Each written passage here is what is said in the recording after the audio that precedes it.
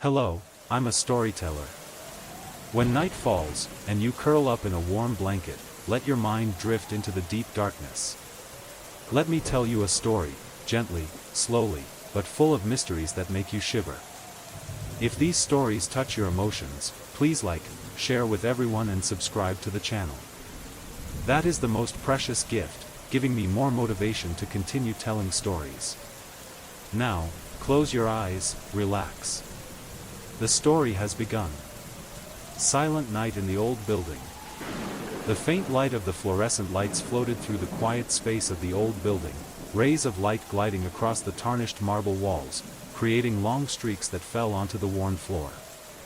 I walked into the lobby of the building, each step echoed in the large space, echoing a deep sound, as if this building had no longer welcomed life for a long time. The space around me was strangely quiet, with no noise other than the rattle of the central air conditioning system. Occasionally, the dim hallway lights flickered and then stopped, making darkness seem to swallow the entire space. The air was so cold and still that one could feel its breath, as if this building was no longer an inanimate structure, but a living, breathing organism waiting for something. This building was once the pride of the city. Magnificent stone columns, exquisitely decorated cornices, all are associated with its golden age. But now, those details are just broken pieces, like a ruined picture, a testament to the past. I, someone who works here, am also familiar with the feeling of loneliness every night. Every night, I am the last person to leave the building, when the security guards have completed their duties and there is only dead silence. That evening, a strange feeling permeated the air. I sat in my cramped office, trying to focus on work. The numbers on the computer screen seemed unable to attract my attention. During late hours at work, I heard a strange sound. 3 steady knocks echoed through the thin wall. At first I thought it was the creaking of pipes or the hissing of the HVAC system, but the sound was nothing like normal noises. It has a precision and repetition as if someone was doing it on purpose. I couldn't help but notice those knocking sounds. Every time they rang, my heart pounded, and I felt like someone was standing right behind me. But when I turned around, no one was there. I pushed the thought away, trying to explain it as just fatigue, or maybe the sound of the building's materials shrinking as the temperature dropped. But no, every night, the 3 knocks still rang out regularly, and this time they became clearer and louder, as if encouraging me to find the cause. One evening, while I was checking some documents in the office, a strong knock rang out, startling me. I can't pretend I didn't hear it anymore. I left my desk and walked into the hallway. The lights on the ceiling were still flickering, the dim light creating long, twisted shadows on the wall. I walked slowly, my steps were light, but I couldn't shake the cold feeling that suddenly invaded my body. The hallway before me was long, with only the sound of my footsteps breaking the silence. But when I reached the end of the hallway, where there was an old storage room door, I heard a strange sound. The wooden door, which had been locked for a long time, suddenly made a sound. Is that door being opened by someone? I walked closer, trying not to make any noise. A strange feeling enveloped me, as if a presence was watching me from behind. I turned around, but saw only darkness. The door remained intact, with no signs of disturbance. But when I turned in, I felt someone looking at me. The hallway lights had begun to flicker strangely. I quickly returned to my desk, closed the door and tried to focus on work. But every time I looked out the window or turned to face a dark corner of the room, I felt a strange gaze weighing down on me. Suddenly, I heard 3 knocks again. This time, the sound came from my own small room. I stood up and turned around to look, only to see darkness and silence that seemed to have reigned for so long. I no longer have the strength to continue explaining. Something invisible, exists in this place, and it doesn't want me to leave. My hand trembled as I held the cooled cup of coffee. All I wanted was to escape this place, but the building, like a living organism, wouldn't let me go. That evening, after I closed the office door and tried to quell the vague feeling of dread that was overwhelming me, I still couldn't concentrate on my work. My mind was spinning, strange images kept appearing in my mind, like ghosts that couldn't be dispelled. I sighed, tried to shake off the scary thoughts and continued to check the spreadsheets on the computer, but the weak light of the fluorescent lights on the ceiling seemed to be gradually fading away, leaving only dark shadows sliding through the cracks in the wall. Every time the light flickered out, a cold feeling ran down my spine. The space became more and more quiet. The noises in the hallways, the creaks of old infrastructure, became inexplicable, as if they were created by some invisible force. Suddenly, a cold wind blew past, making me shiver and shiver. The hair on my neck stood up.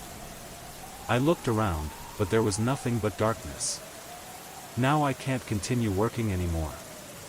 I stood up and walked out of the office, deciding to check the warehouse door that I had locked tightly since morning. Every step I took echoed down the long hallway, creating a sound like someone's footsteps, but they couldn't be found. Approaching the storeroom door, I saw something strange. The door is no longer closed as tight as before. It was opening strangely, softly, as if someone had just left. The feeling of fear increased. I reached out and tried to gently push the door. It's unlocked, and I can't figure out why. I stood still for a moment, took a deep breath and tried to calm myself. But as the flickering light of the hallway light illuminated the inside of the room, I saw that the darkness seemed to be getting thicker and thicker. A heavy feeling stretched throughout my body, and I heard the cold wind buzzing in the air. I turned around and walked quickly towards my office. Every step I took seemed to drag on in terrifying silence. The hallway lights suddenly went out, and only a little light remained from the opaque windows. Never before have I felt space like that. It seemed to swallow everything, and I felt like I was falling into an endless hole. When I returned to my office, I realized that my office was no longer the same. All the papers on my desk, the documents I had carefully organized, were now in disarray. Files were messy, pens fell out of place, and my computer lit up again. The screen showed a blank window, as if someone had used the computer without me. An unpleasant, vague, gentle smell permeated the air. I stood there, a suffocating feeling rising in my chest. I can't figure out why things changed like that. To the point where I felt someone was staring at me from a dark corner of the room. The feeling was terrifying, and I couldn't shake it. Every little noise startled me. I rushed to the window and opened it, trying to breathe in the outdoor air. But when I looked down, there was nothing but darkness, no one. The building was eerily silent. I returned to the room and looked back at my desk. Old papers and pens were lying on the floor. Haven't I rearranged everything? The more I tried to explain, the more I couldn't find an answer. The feeling of insecurity becomes more and more evident. I sat down on the chair, intending to do something to forget this feeling of fear. But the sound of knocking 3 times rang out again. Each beat becomes stronger and clearer. That feeling seemed to be inviting me, challenging me to face it. My heart beat loudly, my arms and legs trembled with fear. As I stood up and walked out of the office again, I felt that something was waiting for me, hidden in the darkness. The storeroom door opened again, as if waiting for me to come check again. And I know, I can't ignore it. I have to face the truth, whatever it is. I stood at the end of the hallway, my hand still shaking as I placed it on the warehouse door handle. The air became heavier than ever, as if every step I took was causing the very walls of the building to vibrate. I listened carefully. There was no sound other than my breathing and the pounding of my heart in my chest. The light from the hallway lights flickered, creating eerie shadows that danced on the walls, as if invisible things were watching me from every angle. When I opened the storeroom door, a cold breeze blew through, making me shiver. The atmosphere in the room was heavy, as if no one had entered for a long time. A musty, old smell surrounded me. I felt like I was entering another world where time had stopped. The storage room is large and full of old things, dusty cardboard boxes, unused items, and unnamed fragments. The dim light of the hallway lights reflected on the damp walls, creating strange shapes. But what made me unable to take my eyes off was the desk in the corner of the room, where an old computer was on. I stepped closer, and a stream of cold air seemed to extend from that computer. The screen was showing a blank window, but I felt something strange, as if someone had just used it. Suddenly, the characters on the screen began to flash, as if an invisible hand was typing. "Don't continue," the text appeared, each letter typed out clearly. I was startled, my eyes widened as I looked at the screen, unable to believe what I just saw. How could there be anyone here, when I knew for sure that I was alone? A sudden noise rang out behind me, causing me to turn around. But when I turned around, there was no one. There was only darkness covering everything, like someone had turned off all the lights in the room. I clicked off the computer screen, but it didn't turn off. The screen was still bright, and the words, "Do not continue," were still appearing, seemingly reminding me of something that could not be ignored. The feeling of fear increased, and I decided to leave the storage room immediately. I turned to walk out, but as soon as I stepped foot into the hallway, a loud sound rang out, making me jump. That was the sound of the warehouse door closing. It wasn't my doing. It closed forcefully, as if an invisible force had done it. But when I turned around, I saw something even stranger. The storeroom door was gone, replaced by a cold, bare, gray brick wall. There was no trace of the storeroom left, nothing but emotionless bricks. The whole building seemed to swallow it up, and I just stood there, a creepy feeling rising. I hurriedly ran into the office, my heart beating so hard it felt like it was about to burst out of my chest. I can't leave here, can't face what happened. But when I looked at my desk, I saw that the things on the desk had changed. The old pens are no longer in the right place. The files, which I was sure had left alone, were now in disarray. A stream of cold air blew through the room again. I turned around to look, and couldn't believe my eyes. Standing at the door was a shadowy figure with an unknown shape. It stood there, like a soul, like a shadow of this building. There was no face, just a shapeless shadow.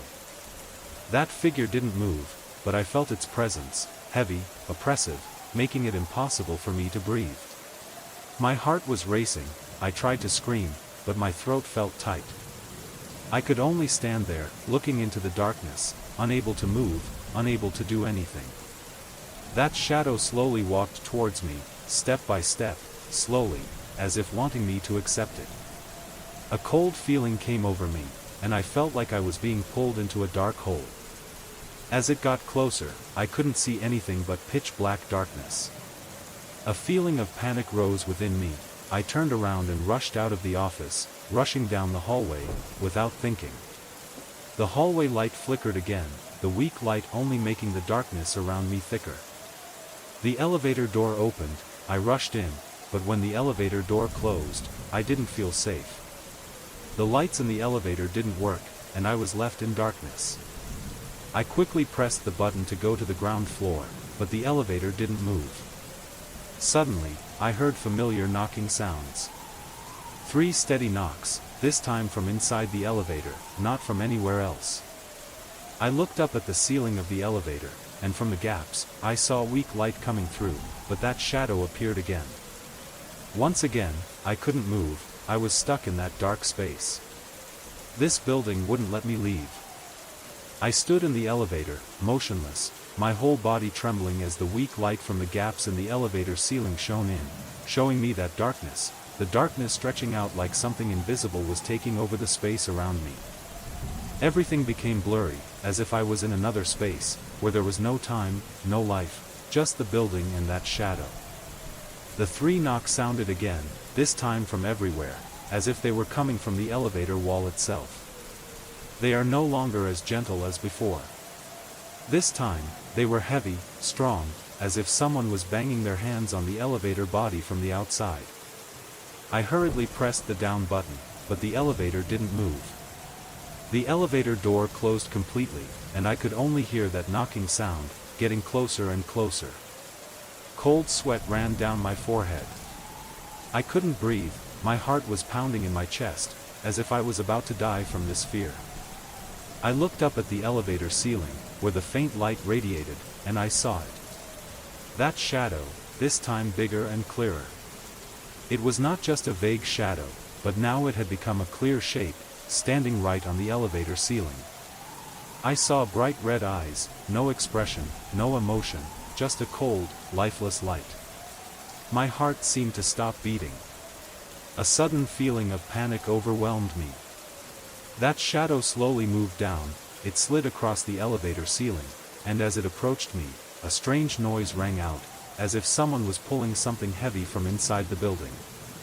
I looked down at the ground, and in the darkness, I saw long, black hands appearing from the elevator floor. They moved, slowly but surely, as if they wanted to pull me under. I shouted, but there was no sound. My throat tightened, and my body became stiff. I can't move, can't get out of this elevator. Every time that hand touched the floor, I felt a sharp pain in my body, a compression, as if I were being pulled into another dimension, where time no longer existed. The elevator door suddenly opened. A cold wind blew in, and I smelled a strong musty smell, the smell of things that had been dead for a long time. I looked around, and I saw that I was no longer in the building. The building has disappeared, replaced by another space, vast and endless. Dark stone walls, towering pillars, and an overwhelming atmosphere of death. There was a noise, this time not from outside the elevator, but from inside this very space. I turned around, and right before my eyes, a door appeared. The wooden door was old, dusty, and dim as if it had been there for centuries. I cannot resist its charm. I walked closer, unable to believe what was happening. I reached out and grabbed the doorknob, and a blast of cold air hit me again. I opened the door. Inside was a large room, but completely different from any room I had ever seen. It's unlike any other room in this building. The walls were covered with strange drawings, meaningless lines forming gloomy shapes. Each drawing is like a mask, bright red eyes staring at me, following my every step. But what I can't stand is the shadow. The shadow stood there, in the dark room, not moving, not making a sound, but I knew it was looking at me, watching me, as if wanting me to face it. I can't breathe. That shadow is no longer an invisible thing, but an entity, a living creature. I could feel its presence, as if it was waiting for me to do something, waiting for me to decide. My steps stiffened. I felt a strong pull from inside the room, and it was as if I couldn't retreat anymore. The shadow was approaching, slowly, slowly, without haste, but bringing an indescribable feeling of threat. Its bright red eyes still followed me, each step I took backwards. And then, it spoke. Finally, you have arrived. Its voice was not a human voice, but a cold, empty sound that echoed in my head like a haunting whisper. I couldn't fight it, couldn't understand what was happening. The shadow standing there was not just an image, but something alive, a presence that existed in this whole space, in myself. Every breath I took became more difficult, as if the air in the room had completely disappeared. All I could feel was that shadow, slowly approaching, closer and closer. When I looked into those bright red eyes, I couldn't escape its sight. Those eyes seemed to suck all my strength, all the life in me. Unable to say a word, unable to move, I just stood there, lost in the darkness of the room, where the drawings on the wall seemed to come to life, like haunted creatures looking at me. This building is more than just a physical place. It's a trap. And I fell into it. I stood dumbfounded, unable to leave that gloomy room. The shadow was getting closer, and I could feel its presence more clearly than ever. But something inside me wouldn't let me give up. I can't let it take over me. Those red eyes, that dark shadow, all these strange things couldn't be true. I must find out the truth. Even though everything in me wanted to run away, I couldn't turn back. The shadow came closer, and the cold voice echoed in my head again. Run, but you can't escape. You're lost here. That voice was not from an entity, but from this very space, as if the whole building was speaking. I feel it, as if each wall, each brick has its own consciousness. My heart sank, but I decided to move forward, step by step, even though I didn't know where I was going, or what I could do. I walked towards the old wooden table in the middle of the room, where the strange drawings on the wall became clearer and clearer, inexplicable shapes. Suddenly, I realized that they were no ordinary drawings. They move and transform like living creatures, curling and twisting together, forming strange shapes and disappearing and reappearing in another form. They are like a message, a reminder, a sign that I have not yet understood. I continued walking towards the table, filled with anxiety and fear. Every step is like a struggle with one's own fear. I touched the table top. It was cold, but it felt strange, as if it was responding to my touch. Suddenly, the tabletop shook, and a loud noise rang out from the ground. The drawings on the wall began to glow, and a gap appeared on the table, as if it were opening up a secret passage. With no time to think, I rushed towards the opening, and as soon as I set foot in, the entire room began to shake.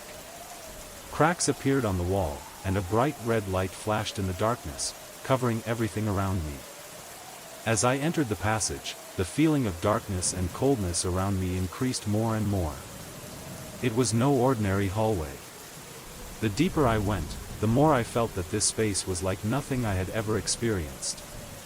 Shiny black walls, twisted pillars, and strange noises kept echoing in my head. Sometimes, I hear vague whispers, as if someone is calling my name from deep in the darkness. I kept walking, even though all my senses were warning me that I was doing something wrong. But curiosity, the desire to solve this mystery, took over me. I had to know what this building really was, and why I was trapped in such a strange world. After a long time walking through dark corridors, I arrived at a large room, more spacious than I had imagined. Inside that room was a giant stone table, and on it was an old book, the cover of which had faded over time. I felt like I couldn't stop, like an invisible force was pulling me closer to the book. I touched the book, and immediately, it opened, turning the pages quickly, as if this book wanted to tell me something. I skimmed through the first few lines, and realized that this book was no ordinary book. It contains records of mysterious events, stories about buildings like this, about the people who once lived here, and about an invisible force controlling it all. The words in the book seemed to be guiding me forward. Suddenly, a clear image appeared in my mind, a sight of a woman, face blurred, standing right in this place, as if she had lived in this building hundreds of years ago. I turned more pages, and all I found was a single question: are you ready to face the truth? The atmosphere in the room became heavy, and I felt that shadow approaching.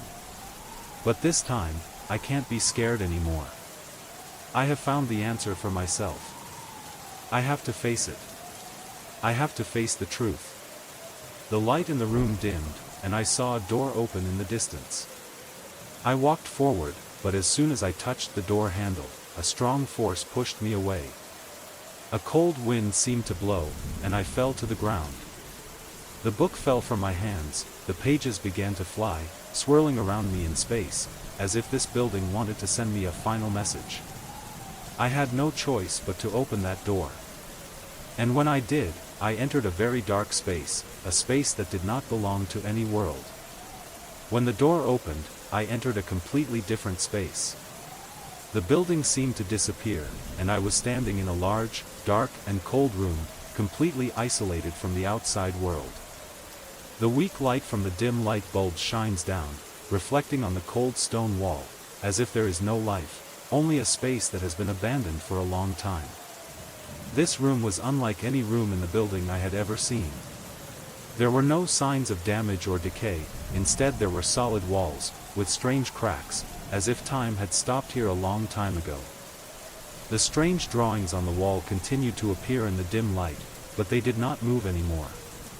The characters and patterns are like traces of a forgotten civilization, memories that have sunk into darkness. My feeling right now is one of depression mixed with fear. I knew I was in a space with no way out. I turned around and looked at the door behind me, It's gone. There was no door left for me to turn back to, only deep darkness remained before my eyes. My steps echoed clearly in the silent space. Each step carried a heaviness, as if I were entering another universe, a place without time or space as I knew it. The stone walls depicted strange scenes, vague images of people and creatures that I could not identify. The cracks in the wall were not simply signs of deterioration but also guiding signs, as if some consciousness was following my every step. I continued moving forward, and when I reached the corner of the room, I saw a large stone table, unlike any I had ever seen in this building. On the table is an old book, similar to the one I found earlier. But this book is different. Its cover has no text, just a glossy black shell that does not reflect light. I felt an inexplicable urge, as if this book was calling to me. Unable to resist, I reached out my hand and carefully turned the pages of the book. The lines were not ordinary writing, they were ancient characters, unlike any language I had ever known. But as I read them, a cold feeling enveloped me, as if the words were seeping into my mind, etched into my mind.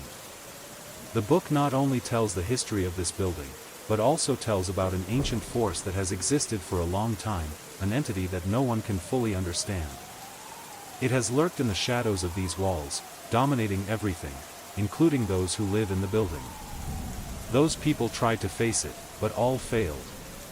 And now, I have become a part of this story, a part of a war that cannot be retreated. I stopped for a moment, pondering what I had just read. A feeling of numbness spread throughout my body. This is no ordinary building.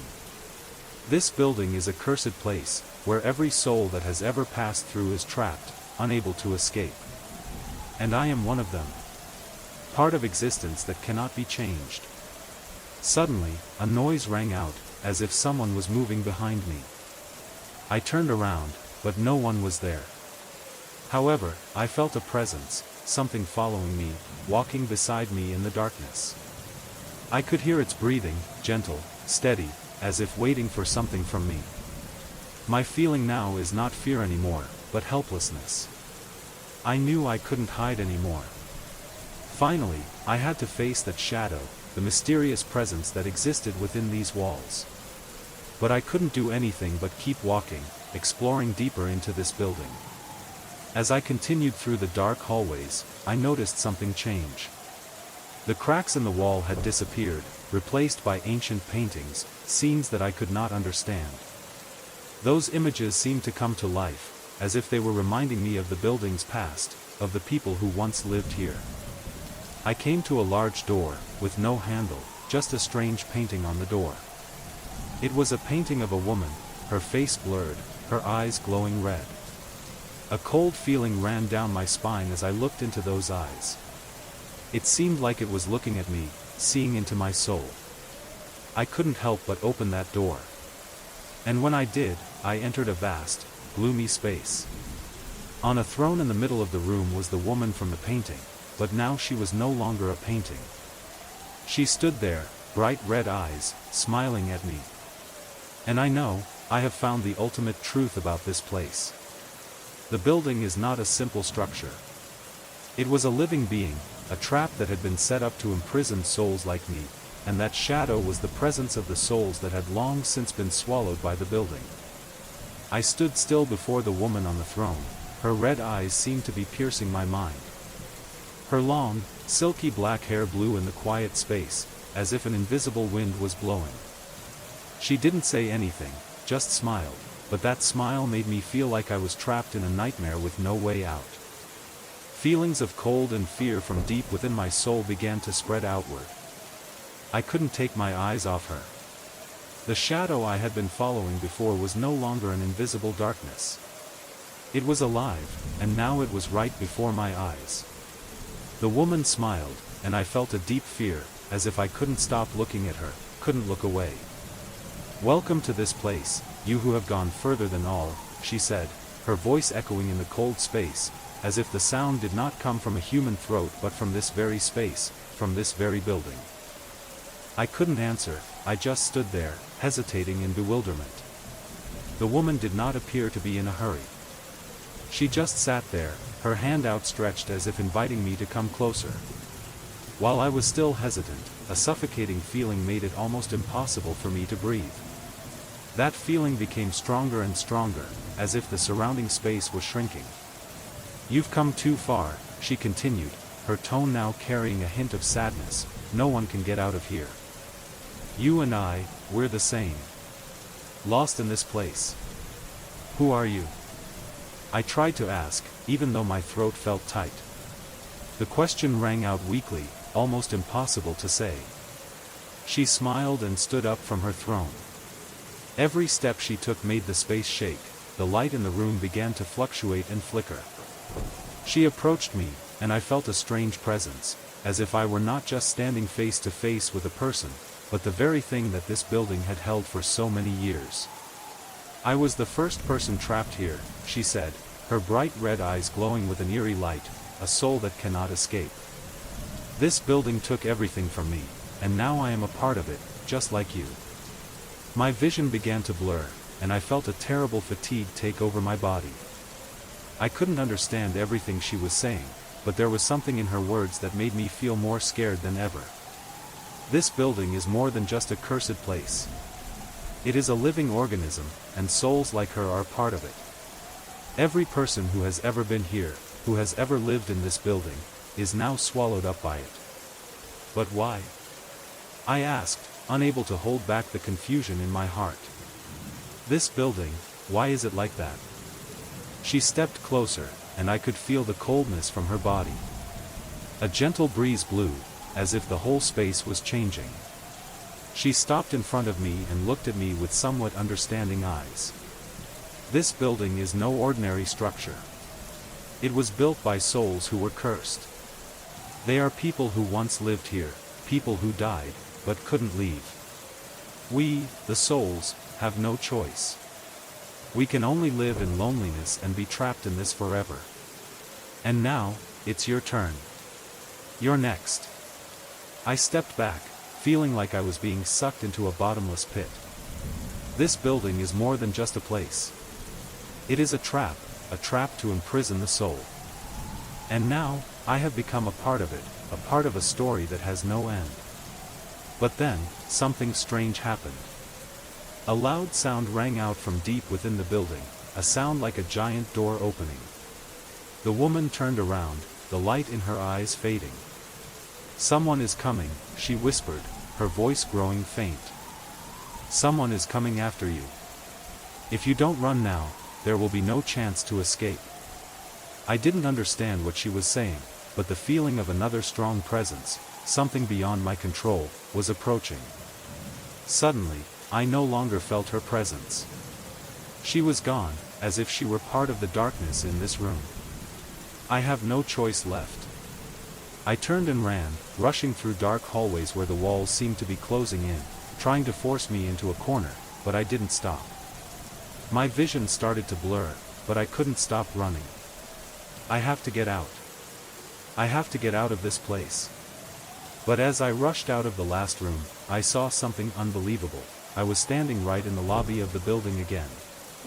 This building, no matter how many corridors I walked through, how many souls I encountered, is still intact, as if nothing had happened. I don't know where else I can hide. This space, this building, has swallowed it all. I became a part of it.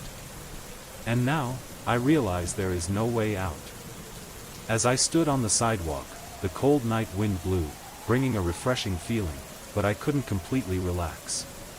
Even though I was out of the building, even though I ran away from it, I still couldn't shake the feeling that the building was still watching me. My eyes still stared at the upper floors of the building, where there was only quiet darkness. The overhead lights weren't flickering like before, and everything around seemed silent, except for me. Walking hastily on the sidewalk, I tried to breathe deeply, trying to dispel the feeling that that building still existed in me, in my mind. But the strange thing is, even though I have physically left it, its presence is like a ghost lurking in my head. Every time I closed my eyes, I saw strange images, doors slamming shut, shadows twisting, steady knocking sounds echoing in the empty space. After a few days, I couldn't concentrate on work anymore. Everything becomes blurred. What I used to do every day suddenly became unimportant, as if I no longer belonged to this world. I started having nightmares about the building. In my sleep, I found myself trapped in dark corridors with no way out. Strange sounds rang out, inexplicable footsteps, and then, that storage room door appeared again. Not an ordinary door, but a trap, leading me into an endless space that never ends. It feels like someone is watching me and never leaving my side. Every time I look in the mirror, my eyes feel empty, as if I've lost a part of myself. I can't remember exactly how many nights have passed, I only know that each day I feel more and more disconnected from reality. I didn't dare face the people around me, because I couldn't explain what was going on in my head. One evening, as I took a walk in the park to calm my mind, I saw the silhouette of a building in the distance. Even though I stood far away, there was still a strange feeling that stuck with me. That feeling, even if it was just a glimpse, was still enough to make me shiver. I turned away immediately, trying to shake it off, but the shadow of the building still stuck. I can't explain it, but I feel that the presence of that building has not disappeared. Then one morning, when I woke up, I noticed strange stains appearing on my hands. The lines were faint, looking like old tracks, as if I had been held tightly by someone's hand, pulling me through those hallways. No matter how hard I try to wash them off, they don't go away. Feelings of disgust and anxiety rushed back to me, the images and sounds from the building invaded my mind again. Once again, I couldn't resist the urge to turn back. The feeling of not being able to leave the building, as if something was drawing me back. I went in again, this time not to work, but to find the ultimate truth, so I could escape it forever. But as I got closer, I couldn't look at the building anymore. The light from the windows had disappeared, and only darkness remained, like a giant mouth, waiting to swallow all who dared to face it. In a sudden moment, I realized something strange. I couldn't remember what happened after I left the building. All memories from the following days became blurred and unclear. Perhaps, I haven't really gotten rid of it yet. Maybe, I'm still stuck in an endless loop where the building never really lets me go. And then I saw it, a shadow passed in the building's top floor window, like a warning. But this time, I am no longer afraid. I walked forward, not knowing if I could really leave or not. But one thing I know for sure, I have been taken over by the building. Every morning when I wake up, I find myself in another room, another space. I don't know if I'm awake or still in a nightmare. The familiar walls, the dim lights, all seem to be stripped of the presence of time. I can't remember where I went or what I did, and everything just passes by like a blur of dust. But one thing that cannot be denied is that that building, that darkness, never left me. It felt as if there was an invisible string pulling me back to that place every time I tried to leave. During long sleepless nights, I find myself standing in front of that door, where it all began. Not my choice anymore, not my will anymore. The building, or more accurately its presence, took control of my mind, invading every fiber of my body. One evening, as I was standing in the dim light of a street lamp near the building, I found myself standing in front of the door again. I don't remember how I got here. I don't remember how many streets I passed. But now, right now, I can only stand there, looking at the giant door, where I know I will never get out. Inside, nothing has changed. The familiar door opened, and like old habit, I entered. There were no footsteps or any noises. There was only the sound of the wind passing through the deserted hallways. I walked through the long hallways, tired and hopeless, just like I had walked through them countless times before. I no longer felt fear, only confusion and emptiness remained. When I reached the storage room, the door slammed shut behind me. The metal shelves with old document boxes are still there. The musty, sweet smell of sulfur in the air made me feel like I was dying, but I couldn't go back.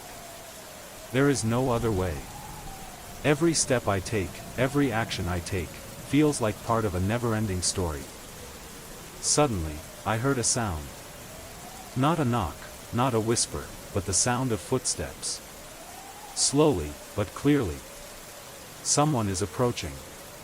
My heartbeat started pounding again, and I turned around, but there was no one. I don't know what I'm waiting for. But I know one thing for sure, this building is not just any old structure. It is a living nightmare. It won't let me go. Suddenly, I felt a presence right behind me. A cold breeze ran down my spine, and then I heard a breath. The heavy, almost impossible breathing of some creature standing right behind me. That shadow, the woman in the painting, or this building itself, was standing behind me, waiting. When I turned around, I didn't see anyone. But the shadow is still there. I could feel its presence, as if it was looking at me, penetrating me little by little. A cold wind suddenly blew strong, pulling me into a space vortex. And then, in an instant, I was swept into another space, no longer a building. I couldn't understand, I didn't know where I was. My vision blurred, and when I looked back, I found myself standing in an eternal space where there was no longer any distinction between past and present. The building, the shadow, the strange images, it all seemed part of an eternal loop. I entered it, and now I will never get out. I am no longer afraid. I don't feel anything anymore. I have become part of this building, part of a never-ending nightmare. Those knocking sounds were not the sounds of shadows or spirits. They are the sounds of myself, of footsteps that have passed and will never stop. I have become a part of it, and will forever be trapped in these dark hallways. This building never allows anyone to leave. And I, now, am part of its eternal presence. Strange sounds continued to echo in my mind, not only when I was in the old building but also when I returned home, where I thought I was safe. The gentle pulling sounds, the sound of wood rubbing against the floor, have become a part of my life, as if this building has latched onto my mind and never leaves me alone. I know that I cannot continue to live in this fear. But every time I try to forget, the building pulls me back. Sometimes I wake up in the middle of the night, feeling like I'm being watched, as if someone is standing in the dark, just waiting for me to return to finish what I started. The nightmares about the building, about the knocking sounds, about the shadow, never left me. Tonight, as I returned home after a long, stressful day, I heard it again. That sound from upstairs, gentle as a breeze, but strong in my mind. The feeling of fear rushed back, and I couldn't avoid going up the stairs. I tried to explain it away as a coincidence, a wind blowing from the window or something simpler, but I couldn't. No way. The anxiety was so strong, it was like a heavy weight on my chest. I started climbing the old wooden stairs, step by step, hearing the squeak of wood under my feet. Every step evokes the feeling of long nights in the old building, where the old walls had swallowed up so many souls, people who could not escape. Each step seemed to pull me into an inescapable space, a space that only left invisible shadows and incomprehensible noises. When I reached the second floor, I didn't dare to go any further. Upstairs is where I felt the presence of something beyond my control. The black and white photos on the walls seemed to have eyes, they followed me as I moved. I felt the space around me tighten. The light from the hallway lamp was weak, just enough to illuminate the faint portraits and photos of my ancestors. The eyes in those photos are no longer ordinary memories. They looked at me, but not the looks from the past. Those eyes were watching me, blaming me, as if I had done something wrong. I entered the room on the second floor, where I left my unused items for a long time. Nothing has changed. Everything is intact, as I left it. The chairs, the decorations, all in the right place. But as soon as I entered, the strange feeling appeared again. The shadows seemed to move under the weak light of the lamp. They stretched up the wall, twisted in strange shapes. I tried to push away the feeling of fear in my heart, telling myself that I was being too haunted, that this was just my imagination. But something inside me wouldn't let me stop. There was an invisible force, a presence in this house, and I couldn't get rid of it. I couldn't escape the feeling that someone, or something, was watching me from the shadows. Suddenly, I heard a noise from behind. Not the sound of a chair being pulled or footsteps. This was another noise, like the sound of wind gently blowing through a crack. I turned around, and saw that my door was slightly open. I know I closed it when I left, but now it's opening strangely. A cold feeling enveloped me, as if something wanted me to enter. I walked closer, step by step. My heart was pounding in my chest, and when I looked into the room, I saw no one. But when I turned around, I saw that the photos in the room seemed to move. They changed perspective, the images in the photo began to change position. The light from the hallway lamp faded, and a thick darkness enveloped the room. The space around me contracted, and I heard a gasp. That feeling is not mine. Not mine. For a moment, I understood that I was no longer just being watched. I became part of this presence. This house is not just a building. It was an organism, and I was a part of it. I can't run, I can't escape. I stood there, looking into the darkness that was filling the room, and I knew I couldn't leave anymore. I have been taken by this building, and it will never let me go. That night, I couldn't sleep. The room was quiet, but in my head, the sound of strange footsteps still echoed. I listened to every little noise, every squeak of wood, every breath in the darkness, and realized that I wasn't the only one in this house. There was something invisible, nearby, watching me. There is no doubt that this building completely captured me. The pictures on the wall, the flickering shadows, the doors that close when I'm not looking, none of this is a coincidence. I had entered another world, a world from which I could not retreat. I recall memories of the locked storage room, where the shadow moved, where the knocking sound continued.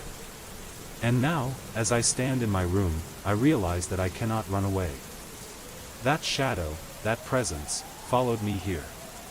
It is not something invisible, but something conscious, with a clear purpose. And its purpose was to draw me back to that building. Late one night, as I sat in my office again, I looked at my parents' old desk, where old things were neatly arranged. I suddenly remembered that this very house, with all its old furniture and faded portraits, had surrounded me for so many years. It taught me to appreciate things from the past. But no one told me about the tragedies, curses, or dark events that made this house so dark. An inexplicable feeling began to rise in my heart. Something in this house has changed.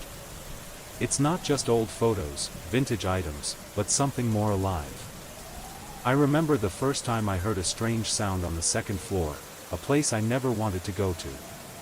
Those noises were not of the wind, not of a chair accidentally dragged across the floor. It was something intentionally created, a message that I couldn't ignore. As a reflex, I stood up and walked to the door, opening it. The air in the hallway was cold, heavy, as if something was waiting for me. I couldn't resist the urge to go up to the second floor. Maybe it's time I face the truth. For so long I've tried to avoid it. Every step I took on the wooden stairs creaked under my feet. I didn't look back, even though I could feel that shadow, the shadow I had lived with since I entered this house. The light from the hallway bulbs weakly shines on the portraits of our ancestors, but now they are no longer as quiet as before. Those pictures seem to be looking at me, following my every step, as if they knew I would return.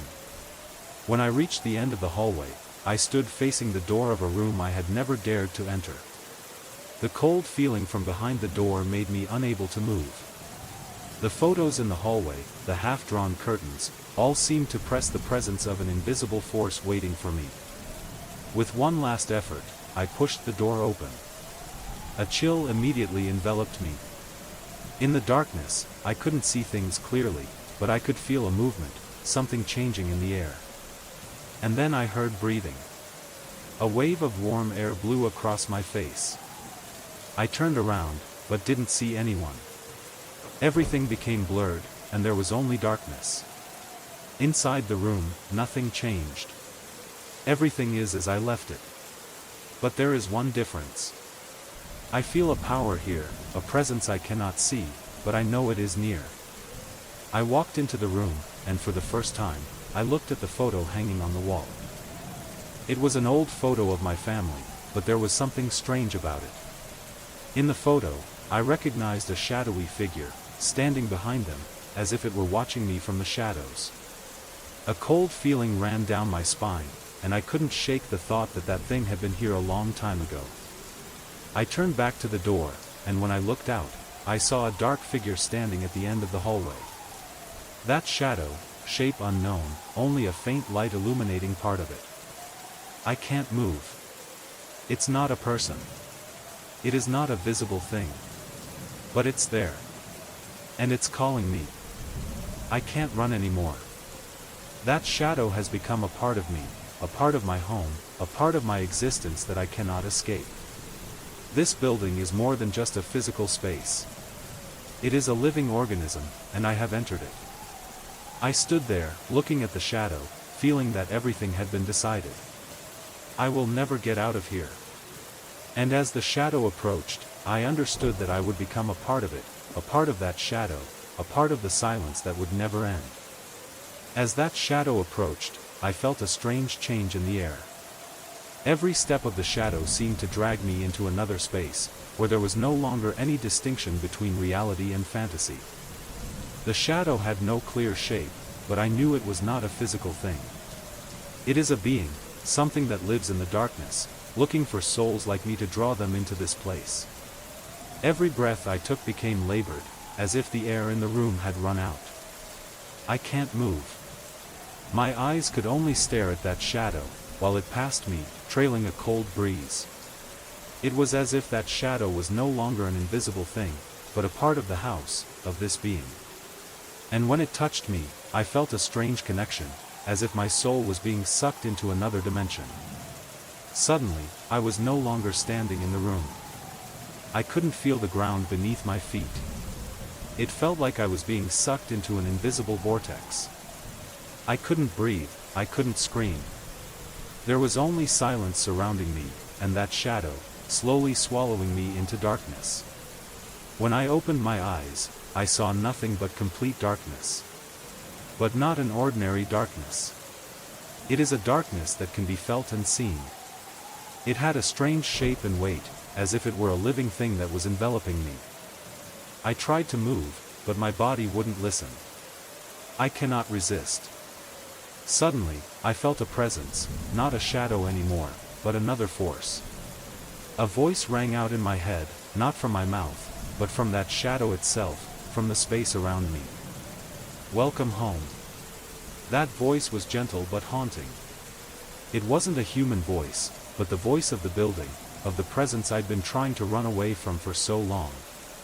I cannot resist. I can't say anything. Everything inside me was paralyzed, and all I could do was wait. I don't know how much time passed, but after a while, I felt a change. The walls around me began to change. Not physical, but a change in my mind. The old walls, the endless hallways, they all feel like a part of me. I feel every step of the shadow, every look that passes through me. This time, there was no distinction between me and that shadow. I am part of it, part of the building. I wasn't just trapped in an invisible space, I became a part of it. I was sucked into that shadow, not just physically, but mentally, spiritually. This building completely occupied me. Somehow, I realized that I wasn't the first one to get stuck. I'm not the last. Other souls, who once lived in this building, were also drawn into this presence, becoming part of an eternal shadow that never disappeared. I became part of those walls, part of the never-ending silence. That feeling is not pain, but it is an acceptance. I am no longer a human being. I am a soul that has been captured by this building, and I will stay here, forever, with the people who once lived here, in an eternal space that will never change. I cannot continue to endure this fear any longer. The noises on the second floor, the feeling of being watched that I couldn't explain, made me unable to bear it anymore. My normal days were now attacked by an inexorable fear. I tried to rationalize everything. I told myself it was just the sound from old wiring, maybe a mouse in the attic, or my own fatigue. But no matter how hard I tried, the feeling of being watched still wouldn't let me go. This stress makes it impossible for me to sleep, especially at night. During long sleepless nights, I kept listening to the light tapping on the wall, the steady thumping sounds like someone's footsteps passing by in the dark. I tried to relax my mind, immerse myself in work or reading, but the noises didn't stop. Then one evening, while I was reading a book in my office under the weak light of the desk lamp, I heard gentle but decisive footsteps echoing from the second floor. I stopped reading, my ears straining to listen, and this time, the sound was clearer than ever, a rapid thump, as if someone were running from one end of the hallway to the other. The sound of footsteps continued, strong and steady, as if someone was moving with a clear purpose. Cold sweat started pouring down my back. A feeling of panic spread through my body, making it impossible for me to sit still. I felt like I was surrounded, and even though I sat quietly in my office, I felt like the darkness outside seemed to be slowly swallowing me. I tried to breathe calmly, but each heartbeat was so strong that I couldn't control it. This time, I decided to face it. I cannot continue to live in this fear. I got up from my desk, and despite my fear, I went up the stairs. With every step I take, my mind becomes confused. Every step is a reminder that I can't go back anymore. There is no way out. When I reached the beginning of the hallway on the second floor, I stood quietly, listening. The smell of old wood, the smell of dust, all were strong in the air. And then, as if something from the darkness was waiting for me, I heard that banging sound again. The beat was gentle but clear, as if someone was gently tapping on the wall. I held a flashlight in my hand. The light was weak but enough to illuminate a short distance ahead. The door I saw before me seemed to be inviting me. A strange feeling rose in my stomach, and I knew that, whether I wanted to or not, I had to go inside. With a deep breath, I opened that door. Suddenly, a cold wind rushed in from inside, making me couldn't help but shiver. The light from the flashlight flickered weakly, but I still found everything in the room quiet. There was no one there. The furniture is still as I left it, nothing has changed. But then I realized, it wasn't the furniture or the room that scared me. It's just too much silence. This strange silence felt like something was in the darkness, waiting for me to enter. A strange scent that I couldn't name began to fill the air again, as if someone had been here before, had walked through these hallways. As I stepped deeper into the room, the flashlight's light suddenly went out. I stood there in the dark, my heart pounding, the air so thick I couldn't breathe. In that silence, I felt a gust of wind pass by, and immediately, a faint voice echoed in the space. "Run, if you still want to live." That voice did not belong to one person. It came from somewhere in the darkness, an invisible voice, but I could feel it clearly. I had no choice but to rush back and rush down the stairs in a panic. But when I got downstairs, the atmosphere hadn't changed at all. Everything was still silent, too silent. When I ran out the front door, I didn't dare look back. I can't do that. I can't accept that everything in this house has changed. It is no longer an ordinary house. It has become a part of me, a part that cannot be escaped. I don't know if I can truly escape this obsession. But one thing I know is, this building will always be in my mind, a part of me, like a shadow always watching over me, always waiting to pull me back. After that night, everything seemed to calm down. The strange sounds I had been hearing gradually became less frequent, and the doors I had left open no longer seemed to change position automatically. Even the small security camera I installed didn't record anything but grainy footage of the darkness. It seems, everything is back to normal. But in my heart, there is an inexplicable bitterness and anxiety. I don't hear the knocking anymore. No more feeling of being watched. But in my heart, I know that this silence is not the end. The feeling of something unresolved still haunts me. There is something unacknowledged, a secret buried in this house. Even though I decided not to share my experience with anyone, during the long nights, I still couldn't shake the feeling that letter left in my mind. The words about guilt and regret kept echoing in my head. It felt like I had awakened to something, an unresolved pain, and this building still refused to let me go. A week after that night, I felt like something wasn't right again. The silence had gone on for so long, so peaceful, as if something was waiting. Just when I was starting to think I could relax a little, one evening, as I sat in my office, the heaviness suddenly arose again. A very small noise rang out from upstairs, a gentle sound, almost imperceptible, but enough to make all my senses tense. At this moment, I can no longer sit still. I decided to clarify what was going on. I went upstairs again, but this time, I didn't enter the room. I stood in front of the door, just listening. From inside the room, there was nothing but an eerie silence. The paintings still look at me, the old faded photos, the eyes of my ancestors still watch me, but I don't feel scared anymore. I feel like they are waiting for me. Wait for me to do something. Suddenly, I felt a cold wind pass over my shoulder. It's not like a breeze from a window or an air conditioning system. It was so cold it made me shiver. My mind felt paralyzed. The feeling of being watched and monitored arose again. But this time, I didn't shiver in fear. Instead, I felt a strange determination. I can't leave, I can't come back. I have stepped too deep into this house, and now, I must find out the truth. At this time, I entered the room, the flashlight in my hand still lighting every corner. The old items on the bed remained unchanged, but something new appeared on the table. It is a small notebook, placed in the center of the table. I don't remember leaving it there, and obviously no one else in the house could have left it there.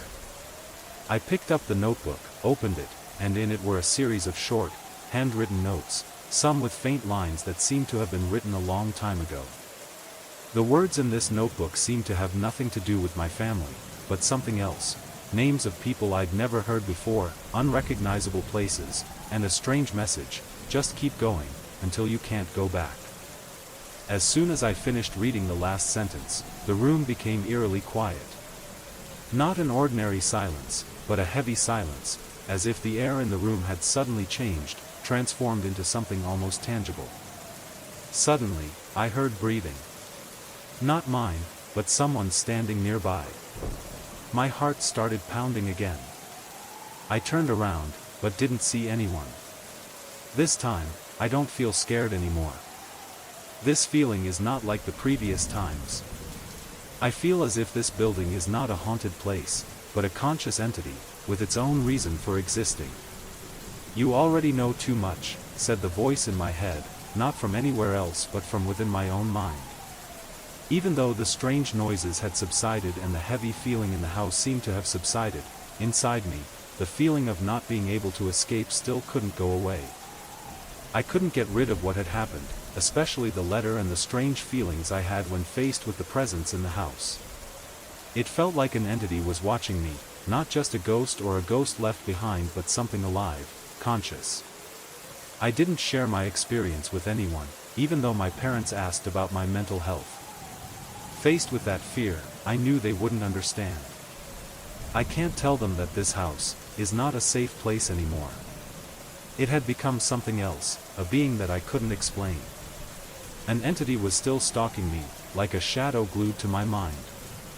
However, what made me start to change my mind about what was happening was an unexpected encounter with an old friend, whom I hadn't seen in a long time. Late one afternoon, as I was trying to clean the house and get used to the silence in my office, my phone rang. I didn't think much and picked up the phone, only to hear a familiar voice. It's me, Rachel. Are you okay? Rachel. My best friend from college.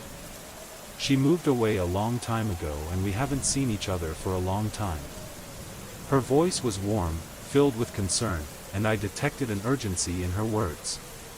Sorry I haven't called you in so long, Rachel continued, but I feel like something strange is going on. I know you're living in your family's old house, and I don't want to scare you, but there's something wrong in that house. I was stunned, unable to speak. How does she know? She couldn't know about the strange things I experienced in this house. I felt a coldness run down my spine. Rachel seemed to notice my surprise. I don't know how to explain it, but I felt a connection. A few months ago, I saw someone approaching your house one evening. That person looked very strange. He stood outside, not moving, staring at the window. I don't know why, but I felt something was wrong. After that, I couldn't stop thinking about the house and what was happening to you. That's why I called. What? Someone was standing outside the house? There was a loud scream in my head. This was the first time someone outside my family had mentioned this house that way. I had never heard anything like it, and it made me more worried than ever. Rachel, are you sure you're not mistaken? How long was he standing there? I asked, my voice shaking. No, I'm not mistaken. He stood there for quite a while. I don't know if it was a spirit or not, but I felt like he was waiting for something. And I was worried about you. When the call ended, I couldn't stop thinking about what Rachel had said. That person stood outside the house, looking into the window.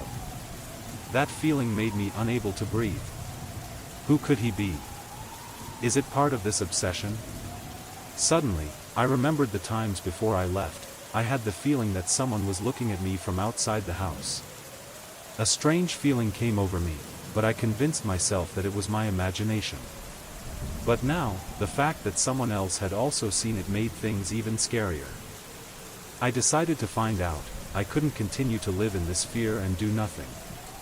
There's something about this house that I don't understand. And I need an answer. In the days that followed, I felt a strong urge to take action. I can't just sit here and wait. I returned to the house, but this time not as someone who lived in it, but as someone who sought the truth. I had to find out the secret behind that person's strange look, and why I always felt a presence behind me. I started investigating the people who had lived in this house, especially the previous generations. It is known that some family members have experienced strange events that they have always kept secret. But there was something in the old notes I found that talked about a scary event that happened in the house many years ago. An event may have caused a curse to haunt this house. After my call with Rachel, my sense of urgency became even stronger. The house is not just a place where I live anymore. It had become a part of me, as if a strange connection between me and my past was gradually emerging. The eyes of my ancestors, the old photos in the hallway, the strange light reflecting from the paintings on the wall, all contained something I didn't fully understand. With new determination, I began my search. First, I returned to the room where I opened the opaque envelope, which contained notes about guilt and regret. It was a clear sign that something was being hidden in this house, and it was time for me to face it. The next morning, I started looking for more old documents that my family had hidden in drawers and under the bed. It's a long-standing habit of theirs, leaving behind mementos of their ancestors, photos and letters that they never want to talk about. But now, I need them. Every notebook, every letter, can contain a part of the story. At this time, I accidentally found an old notebook forgotten in a small wooden box, located in the corner of the cabinet in my parents' office. Quickly flipping through each page, I saw handwritten notes, passages full of allusions to a curse in the family, mentioned very vaguely but full of obsession. Finally, one line in particular caught my attention. To enter this house is to risk your soul. It will not let you go. Before I could finish reading, I heard a strange noise coming from the hallway. It wasn't the normal noise I was used to, but a strong ringing sound, as if someone was walking, taking long strides in the darkness. My heart was pounding in my chest again. I stood up and walked into the hallway, feeling an overwhelming coldness, the air so heavy that it was difficult to breathe. I moved down the hallway, the flashlight in my hand fading. The pictures still hung on the wall, but now I could feel the eyes of the people in the pictures as if they were looking at me. Suddenly, I heard a small noise, a gentle creak behind me, like someone moving quickly from behind. Turning around, I saw nothing but darkness. But that strange feeling made me unable to calm down. I walked closer to my door, and now I realized that the door was slightly open, although I definitely remembered having closed it before. With my breath caught in my throat, I decided to step in, the flashlight cutting a long path of light on the floor. In the room, everything remained the same, but something was wrong. The chest under the bed, the one in which I had found the envelope the night before, had been moved a bit. The cold feeling from that place made me unable to ignore it. I knelt down and opened the chest lid again. A cold wind blew past, making me stop. As I expected, the chest was filled with the things I had been looking for. But this time, I discovered another item, an old diary. It's not like the documents my family keeps. The pages inside the diary showed signs of haste, as if written in a panic. I opened it, and mysterious words danced before my eyes. I couldn't escape that gaze. The shadow was always there, in every dark corner of the house. It followed me every step, and I couldn't leave. Every time I left, it called me back. I realized that this house not only contained souls, but that it was a soul itself, created from the fears, sufferings, and sins of those who lived in it. Every word in this diary is like a punch to my mind. It confirmed what I already suspected: this house wasn't just a place to stay. It has a dark power, born from my family's tragedies. Souls, painful memories, all poured into this, forming a living entity. And now, I have become a part of it. Suddenly, another noise rang out behind me, stronger and clearer than ever. I turned around and saw a shadowy figure standing right under the door, bright eyes looking at me. My heart stopped beating for a second, and then everything around me became blurry. I can't leave anymore. I understand that this building holds more than just souls. It holds everything that happened in the past, and now, it holds me. When I saw that shadowy figure under the door, it wasn't fear but the realization of what I couldn't avoid. I have entered too deeply here, faced this presence and cannot escape. But no matter what, I can't let it continue to control my life. Standing still, I didn't dare move, but that shadow started walking towards me. I couldn't see the face, only the strange light glinting from the glowing eyes. It didn't say anything, but I felt the challenge in it. The shadow didn't just want me to be scared, it wanted me to bow my head and surrender. But no. I cannot continue to live in this fear. I can't let myself be a part of that evil. My heart was beating fast, but when I looked at the shadow, a strange feeling rose within me. There was something in that shadow's eyes, something I couldn't explain. I know, part of me realizes that I can't run away forever. That shadow is a part of me, my family, and this house. I have to face it. I'm not afraid, I said softly, even though my throat felt dry as I uttered the words. But as I spoke, a feeling of power rose within me.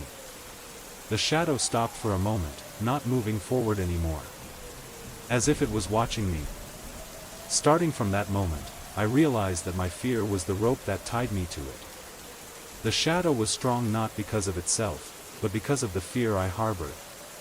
A part of me always felt like I couldn't escape, but now I understand that I am the one who created it by accepting that it has the power to control me. I turned around and walked into the office, trying to calm down. The feeling of suffocation remained, but now I decided to find a way to break this cycle. This house cannot continue to control me. It must have a weak point, a way to escape.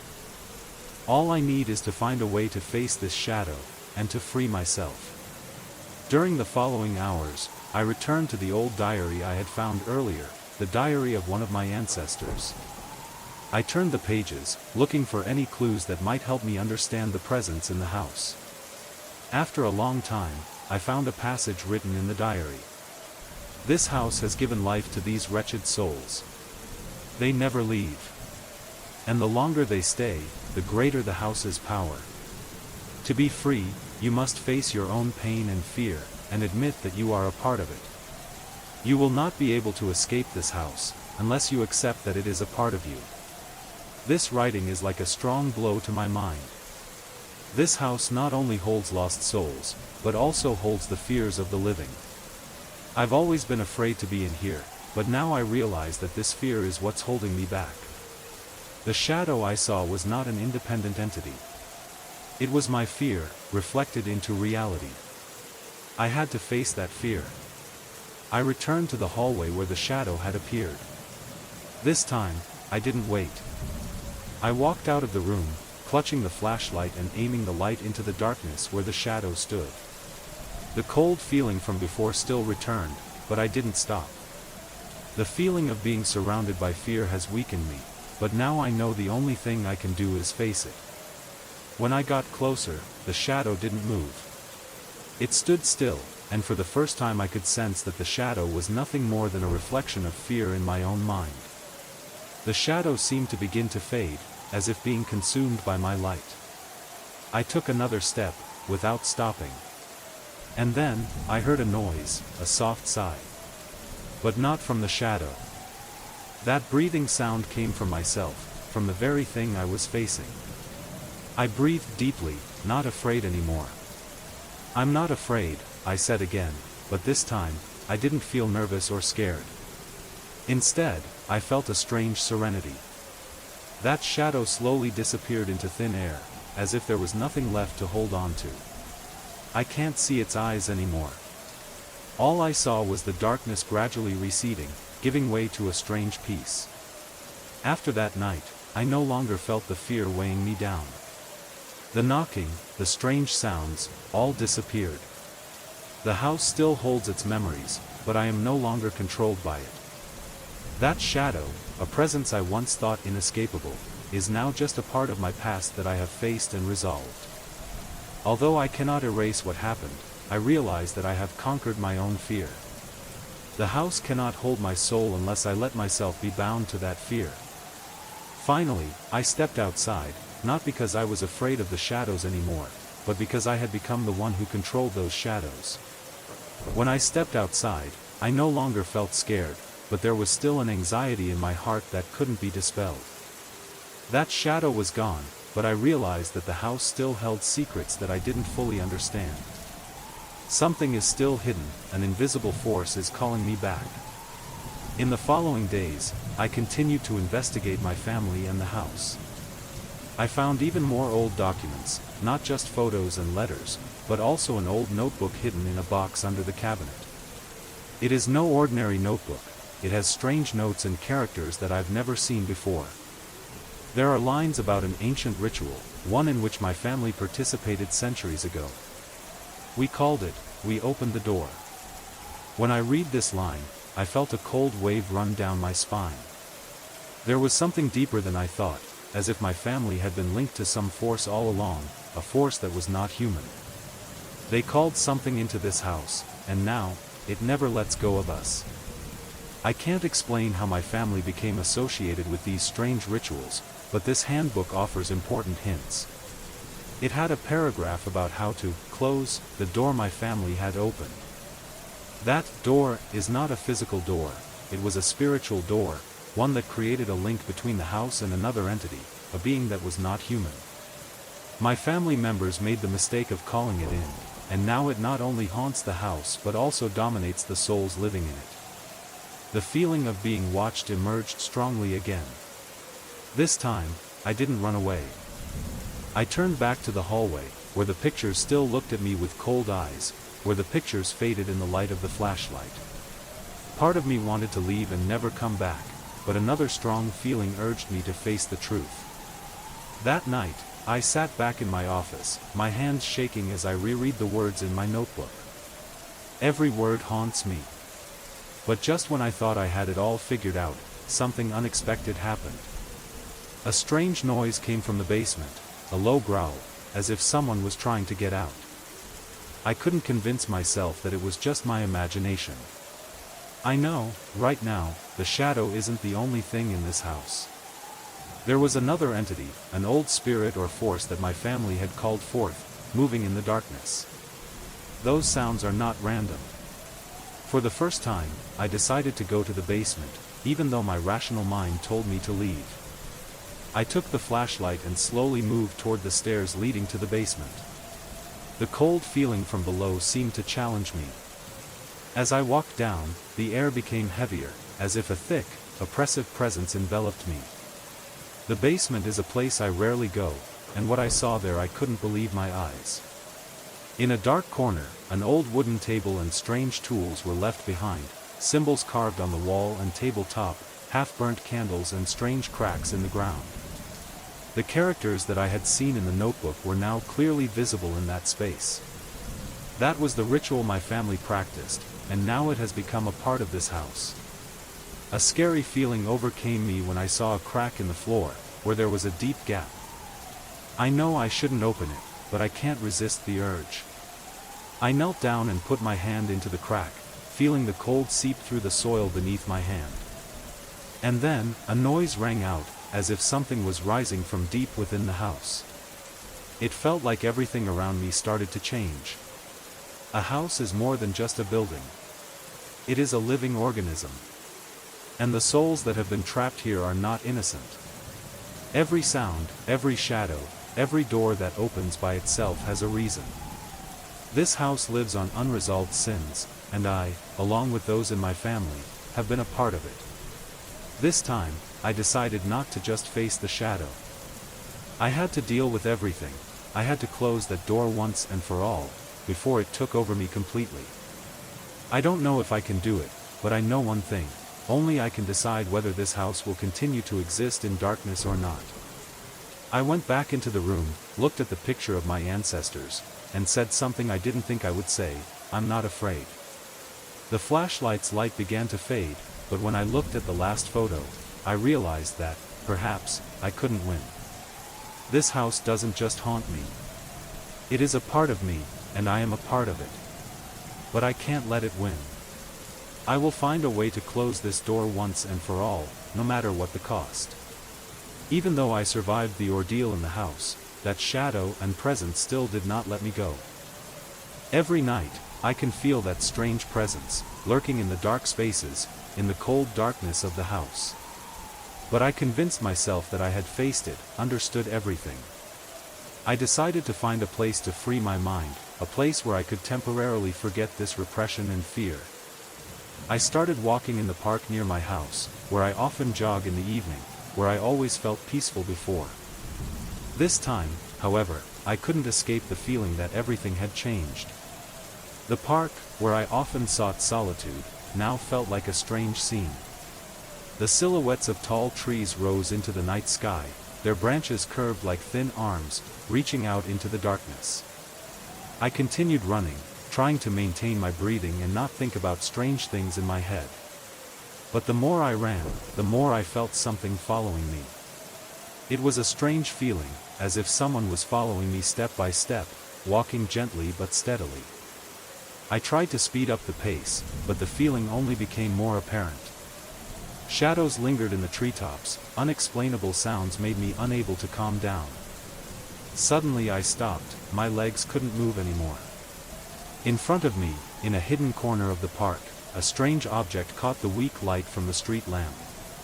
It was a wallet, placed neatly on the ground, as if someone had intentionally left it behind. If it were just an inanimate object, I could easily ignore it, but there was something strange about the way it was placed there. It seemed to be waiting for me. In just a moment, I saw a small candle half burnt, with the wax melting in small puddles on the grass. Faint marks on the ground formed concentric circles around the wallet. The strange feeling rose inside me again. I couldn't stop feeling that something here wasn't right. I don't know what it was, but that feeling kept following me. Anxiety welled up inside me, and I turned around and hurriedly walked towards the residential area.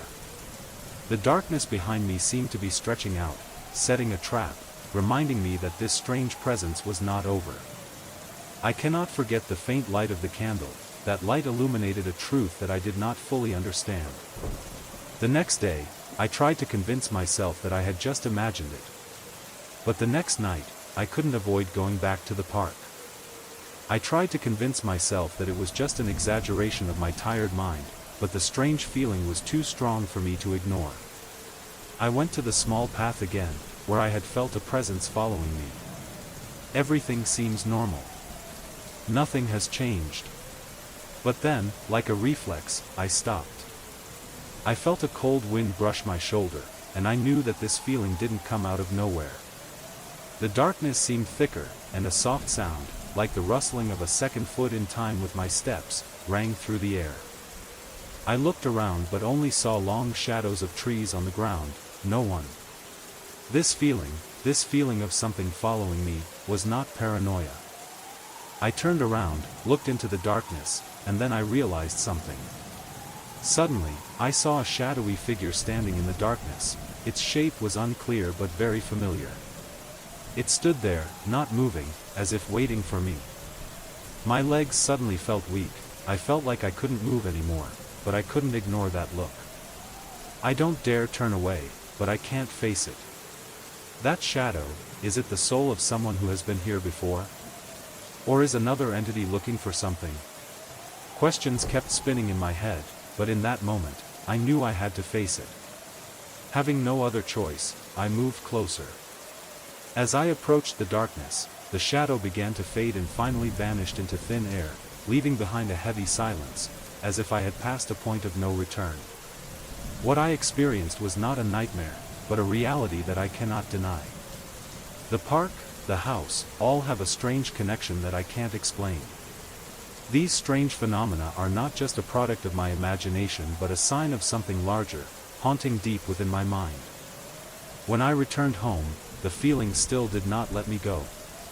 Have I really coped with everything? Or just part of this endless cycle of obsession? Buildings, parks, shadows, are they all pieces of an incomplete story? I can't know the answer, but I know one thing for sure: I can never escape this darkness. Only thing is, now I'm no longer afraid. I have accepted that, whether I like it or not, a part of me will always exist in it. The change in my perception of the park could no longer be denied. Before, it was a place where I could run comfortably and freely. But now, with every step I take on that ground, I feel a strange feeling like something is following me, lurking in the darkness. The pungent scent of the trees and the damp earth that was once familiar now made me feel anxious, as if those smells were taking me back to a place I no longer wanted to enter. The closer I got to the darkness of the park, the more I felt someone following me, at an unidentifiable distance. The shadows of tall trees and broken branches stretched out like skeletal arms following my every step, and I knew that I was no longer alone there. That evening, I decided to return to the trail I had run before, the one that led through dense trees. As I passed through the curved branches, the daylight began to fade, darkness slowly enveloped the space. But the more I ran, the more I felt a growing tension in my chest. Each step seems heavier, each breath becomes difficult. My eyes seemed to see things that weren't there. Shadows flitted across the horizon, but when I turned around, there was nothing but darkness and absolute silence. I slowed down, feeling a tension rising within me. A soft sound, like a soft sigh, sounded behind me, causing me to turn around, but I didn't see anything. It was the sound of light footsteps, as if someone was following me, but not an ordinary person.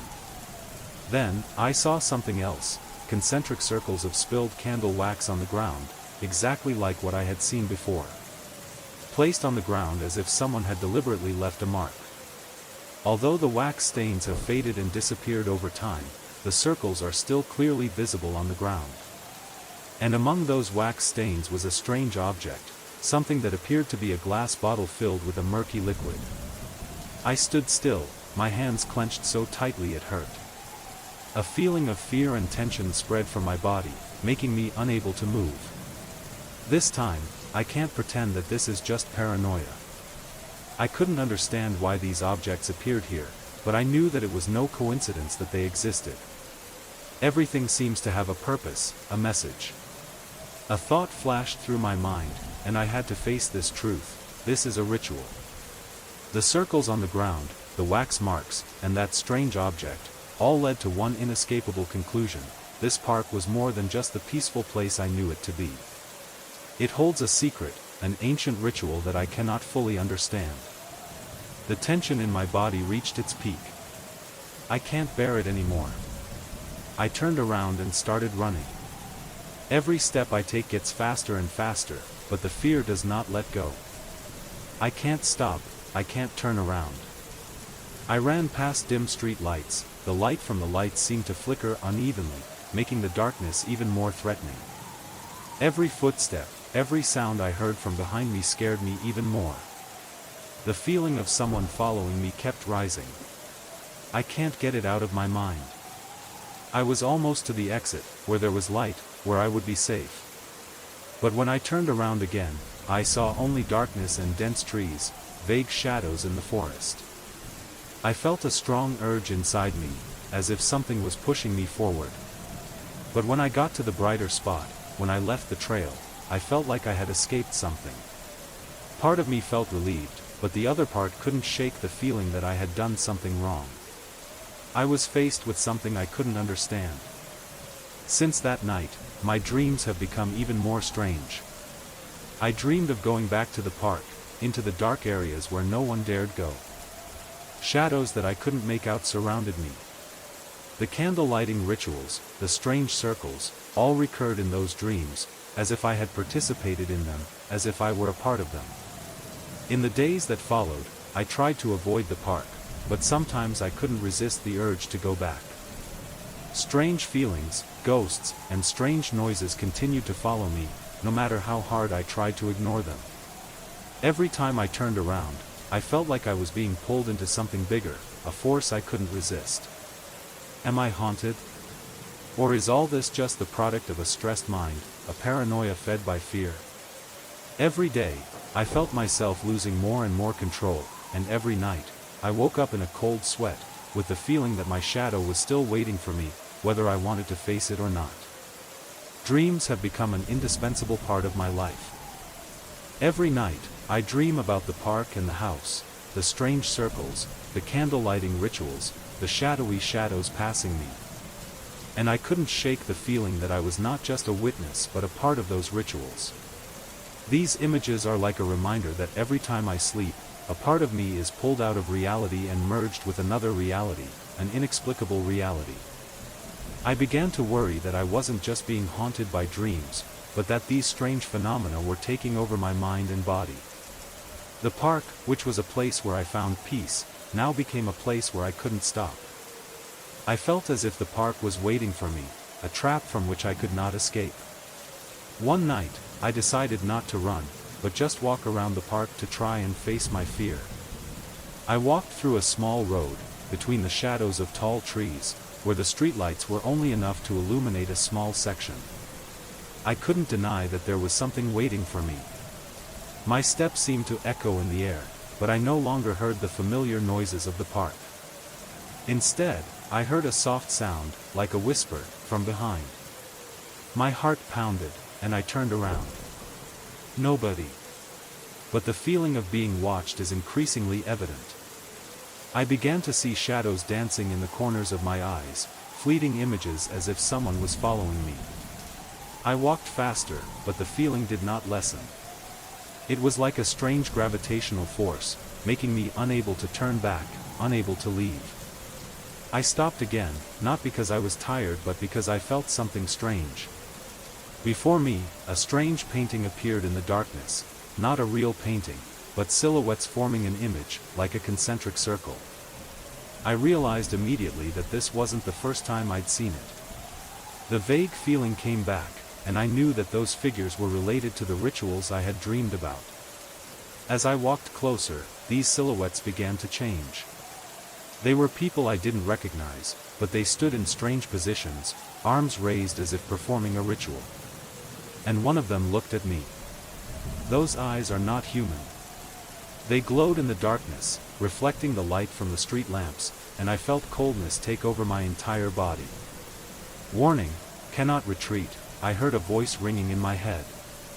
But the voice was not mine, but someone's voice standing right behind me. When I turned around, the darkness around me seemed to swallow everything, and I could no longer see the park. Instead, I found myself standing in a dark room, filled with half-burning candles. The concentric circles I had seen on the ground were now drawn onto the floor, strangely, as if they were beckoning me to enter. Suddenly, I found myself standing in front of a large door that appeared from nowhere. It opened, and I entered. It felt like there was a strong impulse that I couldn't resist. The door closed behind me, and I stood in a dark room, filled with large mirrors, reflecting my every move. In those mirrors, I see that I am not alone. The darkness in the mirror began to change, and I saw strangers, silhouettes standing silently as if they were watching me. These faces have no features, they are blurred, lifeless faces. Suddenly, I felt like I couldn't move, as if an invisible force was holding me back. The door in front of me began to close slowly, and the mirrors reflecting the dim light seemed to begin to rotate. I realized that I was being pulled into some kind of ritual, a ritual that I couldn't explain, but from which I couldn't escape. At that moment, I heard a whisper from the darkness. This time, it wasn't someone's voice in my head, but a real voice. "We are the souls that never left, you opened the door, and now you must close it." That voice was like a call, a warning. I realized that, in that moment, I had become part of an ancient ritual that my family had unintentionally initiated centuries ago. The house, the park, all are connected through these rituals. And now, I am an inseparable part of it. I stood there, among the mirrors of darkness, among the unreleased souls, and I knew that, whether I wanted to or not, I would have to face these secrets, secrets that I had accidentally awakened, and now they would never leave me alone. Every night, when dusk falls, I feel a strange change in the air. The walls of a house are no longer just a part of the structure. They seem to have a life of their own, as if they were lurking, tense like thorns gradually poking at my mind.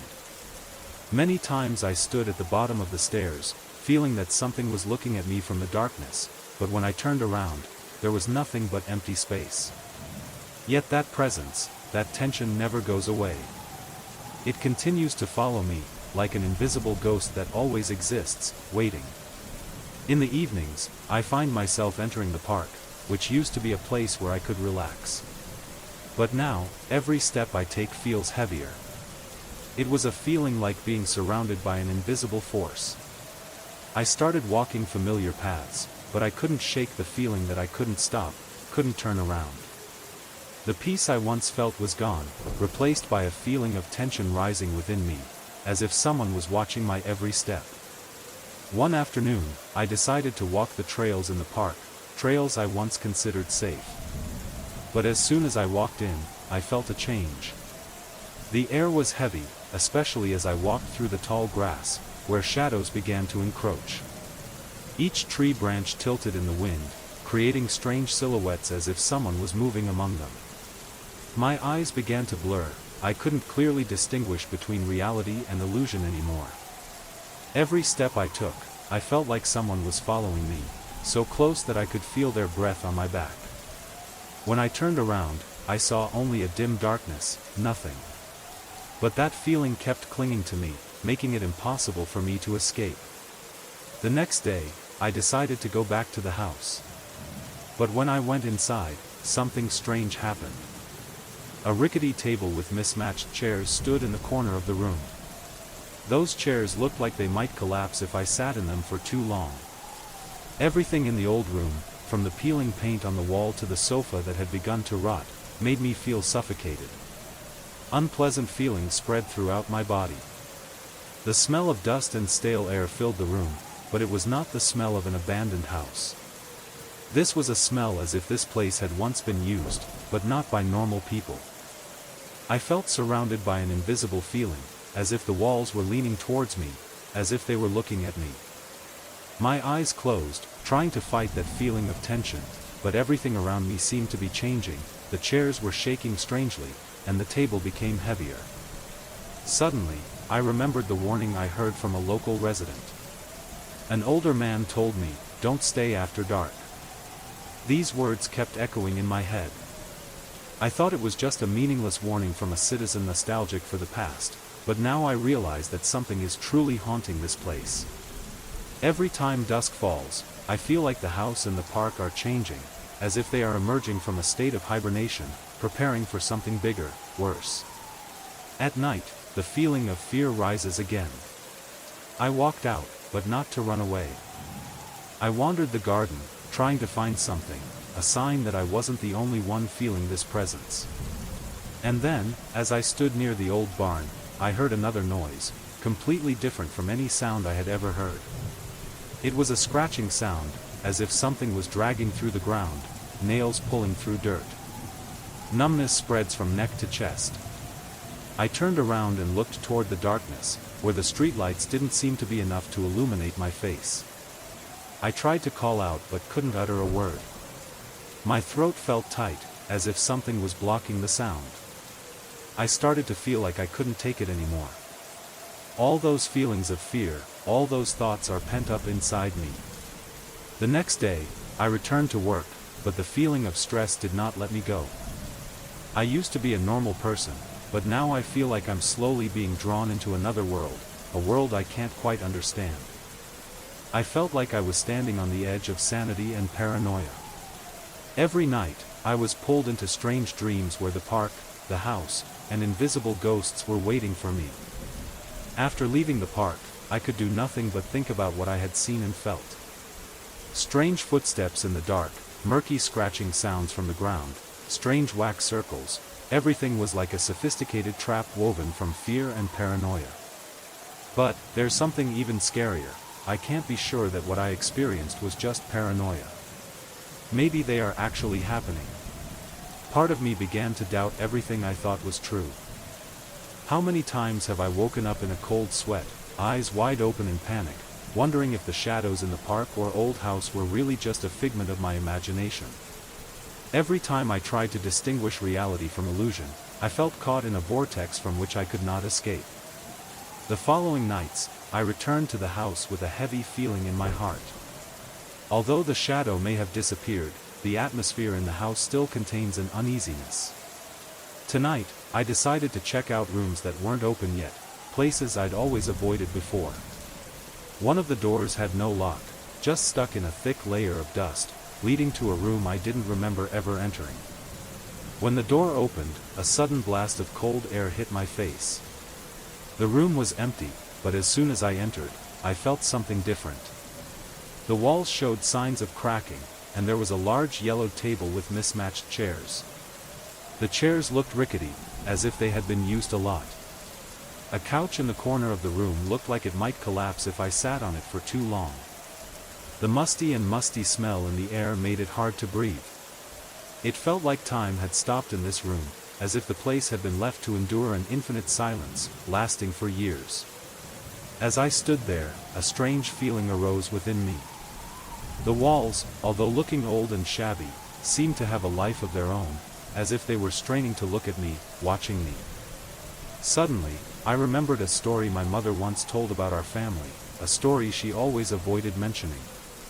My family has lived in this house for generations, and a part of me is starting to realize that this house is more than just a place where we live. It is part of something larger, a presence long buried in the past. I found an old diary hidden in a drawer, not mine, but that of a family member, whom I had never heard of. The diary pages contain strange notes about an ancient ritual, one that can open the door to another world, a dark world from which souls cannot escape. A world to which this house, and the nearby park, seem connected.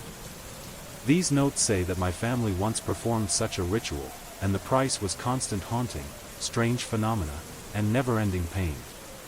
Reading those notes, I couldn't help but feel a connection between my past and what I was going through.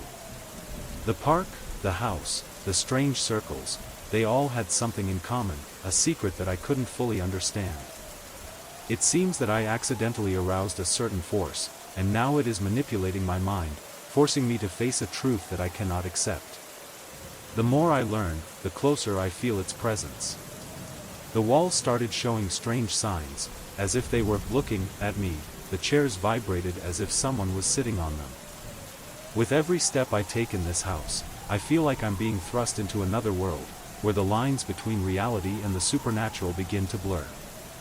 One night, I woke up in the dark, feeling like I couldn't breathe.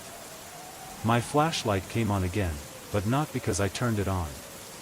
It glowed strangely, as if an invisible force was controlling it. I sat up, my hands shaking as I held the lamp, the light sparkling in the darkness. And then I saw it, darkness hovering in the corner of the room, near the door I had never dared to open. A slight noise rang out from behind. I turned around and saw a figure, just a blurry, shapeless figure, standing in the dark space. But not everyone can see it, only me. My eyes were glued to that darkness, but the feeling of tension arose again. I couldn't do anything but stand still, my heart beating so hard that I could feel every beat in my ears. Over the following nights, I couldn't shake the feeling that followed me from the house to the park. Something deep in my mind was stirred up. The dreams continued to haunt me, and each day they became clearer and clearer, as if I were witnessing a ritual that had taken place long ago. Circles, half-burnt candles, and shadowy figures stood around me, seemingly reminding me of something I had forgotten, or perhaps, never knew. I started rereading the diary I found in the hidden room. The handwriting of my family member, an ancestor I had never heard of, painted a terrifying picture of the ancient rituals they performed. These rituals are not just sacrifices, but the opening of a door connecting the human world and the dark world, where souls cannot escape and creatures of darkness live. My family accidentally awakened something they couldn't control. Every night I read a few more pages, I seem to be getting more and more drawn into these things, unable to stop, even though I know that this is slowly breaking my sanity. And then I found a special line in my ancestors' diary. The shadow never lets go. To set them free, we must end their connection. But to do so, we must face the evil that has been invited. The next day, I decided to go back to the park, where I felt a strong connection. I can't explain why, but every step I take makes me feel like I'm entering another world. The park is no longer the peaceful place I once knew. The shadows of the trees, the blades of grass, all seem to be looking at me, setting traps and pulling me towards them. I walked through a familiar trail, where the dim light of the streetlight was not enough to brighten the space. This time, I didn't stop when I saw the circles of half-burnt wax on the ground, the marks I had seen in my dream. Instead, I kept going, seemingly compelled by an invisible force that pulled me into the thick canopy of trees. Just as I entered the darker area, I heard a slight noise, like footsteps. It's not mine. I turned around, but saw only darkness. This feeling is so familiar, but today, it is different. The footsteps seemed to be following me, and when I turned around again, I saw the silhouette of a person standing there, not moving, but as if waiting for me. As I got closer, the figure began to become clearer. It was a woman. Her long hair hangs down, her face is obscured in the darkness. A cold feeling overwhelmed me, and I realized that I couldn't see through her eyes. She just stood there, and her gaze was not that of a human. It was haunting, as if she were part of the darkness. "It's time," she whispered into the wind. For the first time in my life, I felt extreme fear. I can no longer run away. Her shadow continued to move towards me, and some force from underground, from this very house and park, was pulling me forward, forcing me to face the truth. Suddenly, I saw images flash before my eyes, the ghosts of my family, the souls that had not yet passed away. Ancient rituals, untold secrets, all flashed in my mind, as if I were participating in a game I couldn't escape. In that moment, I realized that I had opened a door that I could not close. I wasn't just the one being watched, I am part of this ancient ritual. Ghosts, spirits that cannot escape, are all linked to me and my family. They had followed me back to the park, back to the house, and now, they were asking me to finish what I started. I stood there, unable to move, unable to say anything, only able to look into the eyes of that woman, the one who had existed in this darkness for so long. She was not a spirit, but part of a dark force that had been invited by my family. And now, I'm the one who has to face it. The faint light from the park lights gradually dimmed, and everything around me began to disappear, giving way to thick darkness. I knew I couldn't get out. I must end this ritual, but to do so I must face the trapped souls, dark forces I cannot fully understand. A strange feeling of presence constantly follows me every night. That shadow, or vague shapes that I couldn't see clearly, kept lingering in my dreams. No matter how hard I tried to resist, I couldn't escape this terrifying surveillance. It wasn't a physical presence, but something even more terrifying, an invisible, untouchable, yet ever-present force that always made me feel like I was under siege. One night, when I woke up at 2:42 a.m., the most terrible feeling came over me again. Cold sweat drenched my body, my heart was beating so hard it felt like someone was stabbing me in the chest. How many times have I woken up at this moment, but this time is different. The room I was in, though small and cramped, seemed to become heavier, the air seemed to thicken, the shadows lengthened and had a strange weight. My breath couldn't escape, as if the space in the room was suffocating me.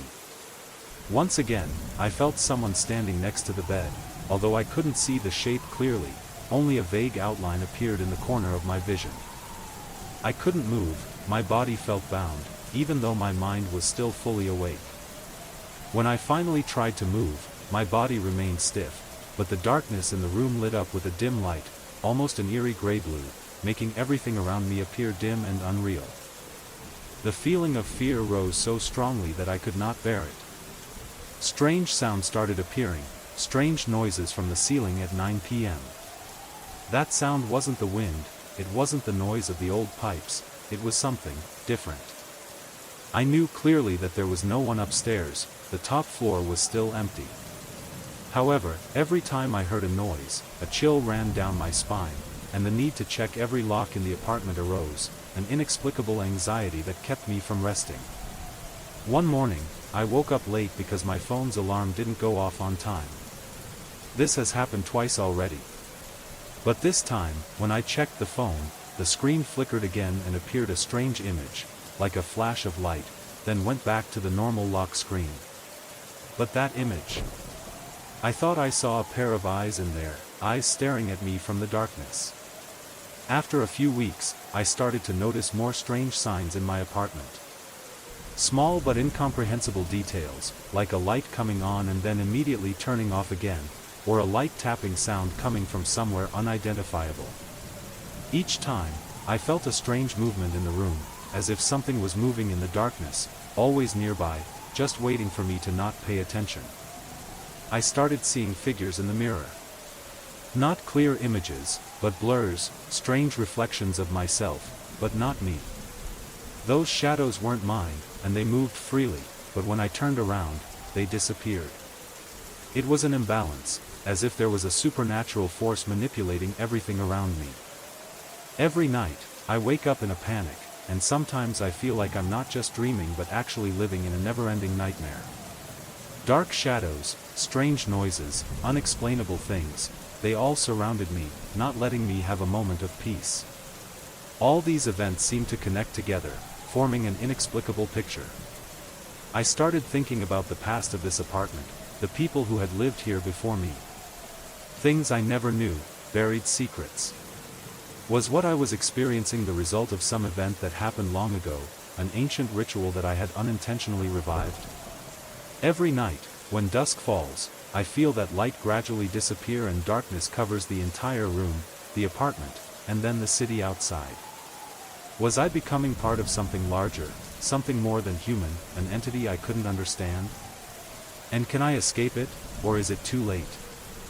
I began the process of gathering evidence, hoping to prove to myself that nothing was going on in this apartment. But I was wrong. Leaving the camera on the bedside table and my old phone recording, I hoped that I might at least have some evidence that I was just being haunted. But every time, the result was the same, the images and sounds were destroyed, as if some invisible force was interfering with them.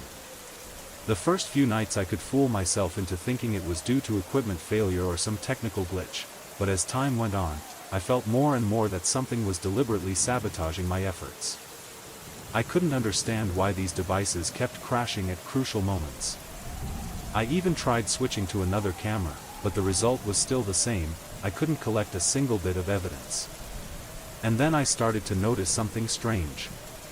As I sat working in my small office in my apartment, the reflections in my computer screen began to make me feel anxious. When I look in the mirror, I will sometimes see a shadow behind me, an indistinct figure, standing silently and always disappearing when I turn around. Each time, my heart pounded, like a warning, a reminder that something was lurking in the darkness, waiting for me to not pay attention. The strangeness doesn't stop there. Every time I sit down to eat, I start to feel like I don't want to eat anymore. The sandwiches gradually became difficult to swallow. The taste of food is no longer the same, it becomes bland and unpleasant. I wondered if my mind was being pulled into a state of excessive stress, but that uncomfortable feeling didn't go away. One evening while I was watching my favorite show on TV to relax, I heard a strange creak sound coming from the bedroom. Those sounds kept appearing from time to time, getting louder and clearer. Sometimes, it makes me stop and check. My heart was pounding, and my body felt frozen, a feeling of fear rising. I walked towards the bedroom, my hands trembling as I opened the door. When the dim light shined into the room, I saw nothing but empty space, but the stuffy feeling still couldn't go away. A feeling like something was standing near me, watching me. It was a feeling I couldn't describe in words, but it was undeniable. It was like something silently followed me. Looking into the mirror in my bedroom, I didn't recognize my image. The mirror reflected a different version of me, pale and weak. My face became unfamiliar, as if I was seeing someone else, someone who was not myself. I started to feel like I was slowly losing control. This apartment is no longer where I live, it has become a trap. A place I can't escape from. Every night, I woke up at the same time, each time filled with panic attacks and inexplicable fear. The flashing lights, strange noises, and the constant feeling of being watched left me struggling with myself. On one occasion, when I decided to face what I felt, I went back to my bedroom, trying to find an answer. But there was nothing but darkness. I wonder if I'm just scaring myself. Is everything just paranoia from work stress? But every time I tried to find answers, the darkness became thicker. Strange events continued to occur, each time more intense. The shaking chairs, the shadows in the mirrors, the whispers in the air, all seemed to remind me that I couldn't escape. Suddenly, I realized something. I wasn't just facing my own paranoia. Something is really manipulating me. Could be a supernatural force, could be spirits from the past, or could be an entity I cannot understand. But the only thing I'm sure of is, I'm no longer alone in this apartment. And it refused to let me go. Every night, my fear grew stronger. I cannot understand why these events keep recurring, even though I have tried my best to collect evidence and find explanations for it all.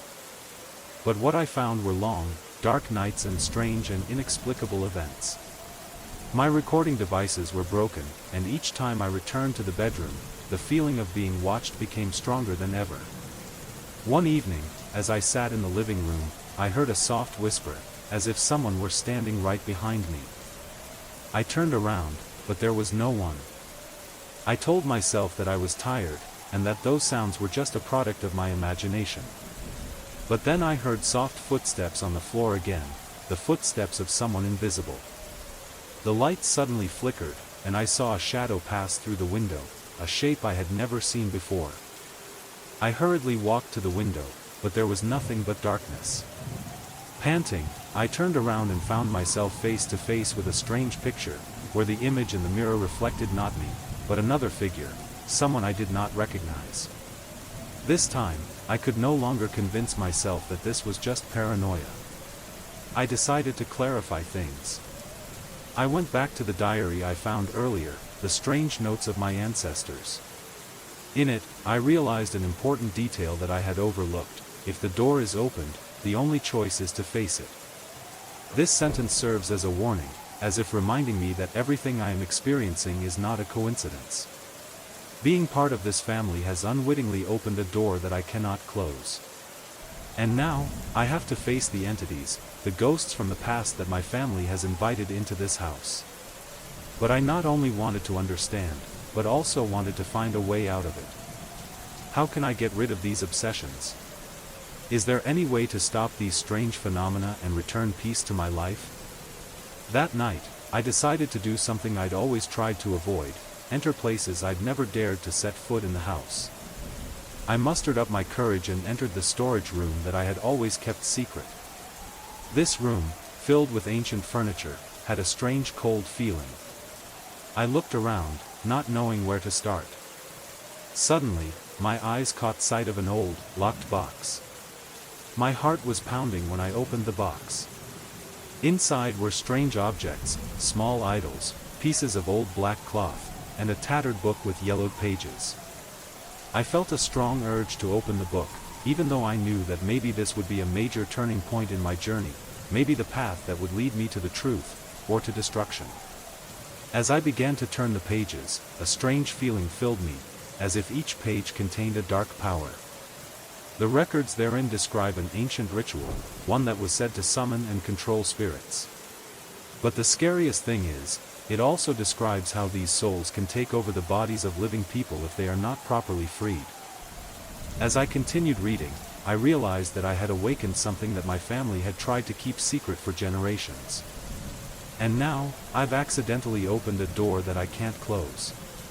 Spirits from the past, dark forces I cannot explain, lurk in this house, and they have no intention of letting me go. I started to feel like I was being pulled into a spiral that I couldn't escape from. Every time I tried to leave the house, I felt an invisible force pulling me back. The nightmares grew worse every night, and I no longer felt safe anywhere. Suddenly, a thought flashed through my mind: perhaps the only way to escape it is to face that presence directly. The truth is, I can't hide forever. I need to do something stronger to stop this obsessive cycle. I returned to the room where I had first seen the shadowy figure. This time, I walked in without any fear. I took the book and the items in the box and decided to follow part of the ritual I had read about. I don't know if this will help me escape my obsession, or if I will open myself up to something worse. After recent strange events, I have gradually lost the ability to distinguish between dreams and reality. Sleepless nights passed in extreme tension. Part of me feels like I'm living in a nightmare that I can't wake up from. The dark shadows in the mirror, distant whispers, and unseen footsteps all made me feel uneasy. I could no longer control my fear. At 2:44 a.m., I woke up in a panic again. My heart was beating so fast it felt like someone was stabbing me in the chest. The air in the room became so stuffy that I felt like I couldn't breathe. I looked at the camera, the old phone placed on the nightstand. Yesterday, I recorded everything, but why do I feel like nothing has changed? And then, I heard a strange noise. A small hiss, like the sound of electronic waves. That feeling made me unable to stay calm. I quickly turned on the light, and again, I found my room empty, with no one there but me. But, is that true? I have tried everything to face this fear. Every night, I reset the recording devices, rechecking everything, hoping to collect evidence. But failures kept coming. Photos are blurred, videos are vandalized, audio is garbled. And each time, my feeling became more desperate. Something is stopping me. An invisible force is destroying all my efforts, and I cannot understand why. Determined, I did something I thought I would never do. I decided to face the presence in this house directly. That night, I decided not to sleep. I deliberately sat up, observing every corner of the room, to make sure there was nothing lurking in the darkness. But no matter what I do, that fear follows me. On a rainy night, I couldn't sit still. That night, I decided to do something I had never tried before. I went to the archive room, where I found the diary. The restlessness was unbearable for me. I held the book in my hand and began to read the torn pages again. One note in particular caught my attention: the door opens, but never closes. What is summoned never leaves. This statement sounded like a warning bell, and I realized that I had accidentally opened this door. My family had awakened something they couldn't control, and now it was back to haunt me. In that moment, I realized a terrifying truth: I was no longer just being followed by a ghost. The spirits that had long been trapped in this house had not only returned, they had taken possession of me. Memories of my family, buried secrets, all part of the inevitable conversation. These spirits don't just want to pass through this house, they want to take over everything, including me. The feeling of stuffiness, the cold in the air seemed thicker than ever. The room I was standing in became dark and gloomy, without any signs of life. But I still feel an invisible power around me. And then, when I looked in the mirror, I didn't see my reflection anymore. Instead, another figure, a shadow, took over me. I felt my eyes start to change, they became dark and empty, like I had lost all of myself. I can no longer control my body. Every step I take, I am no longer myself. Strange sounds, whispers, and figures all began to invade me. Suddenly, I felt a very strong presence right next to me. A cold hand touched my shoulder, and I turned to see the figure. I couldn't see the face clearly, but I knew it was a long-trapped soul, unable to escape, that had returned with revenge. The truth is, I can't escape this house, I can't escape what I've awakened. That feeling, the possession of my soul, was not a temporary obsession. They have been here for a long time, and now I am a part of them. That night, when I returned to the bedroom, everything seemed normal. But a strange feeling swept over me, an unnameable feeling, like there was someone standing next to me, as if I wasn't alone at all. How many times have I felt like that, but this time there was a difference. I couldn't explain why, but everything inside me felt suffocated, as if I no longer had control over my body. When I went into the bedroom, the air became thick and I found it difficult to breathe. The electric lights in the room dimmed and then flickered, weak lights sliding through the old furniture, seemingly signaling something scary to me. Something that cannot be seen, but is there. I turned around and looked in the mirror. It's not me in the mirror, but another figure, a stranger. That person's hair was long, black and tangled, his face pale and lifeless. For just a split second, the figure seemed to be staring at me, and then, it disappeared. My whole body trembled. I quickly walked out of the room, closing the door, as if that could stop whatever was following me.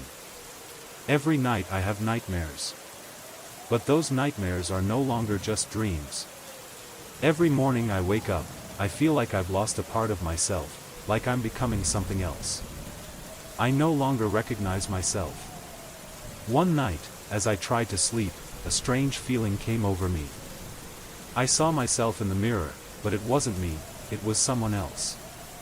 The mirror reflected another face, a pale, austere, expressionless face.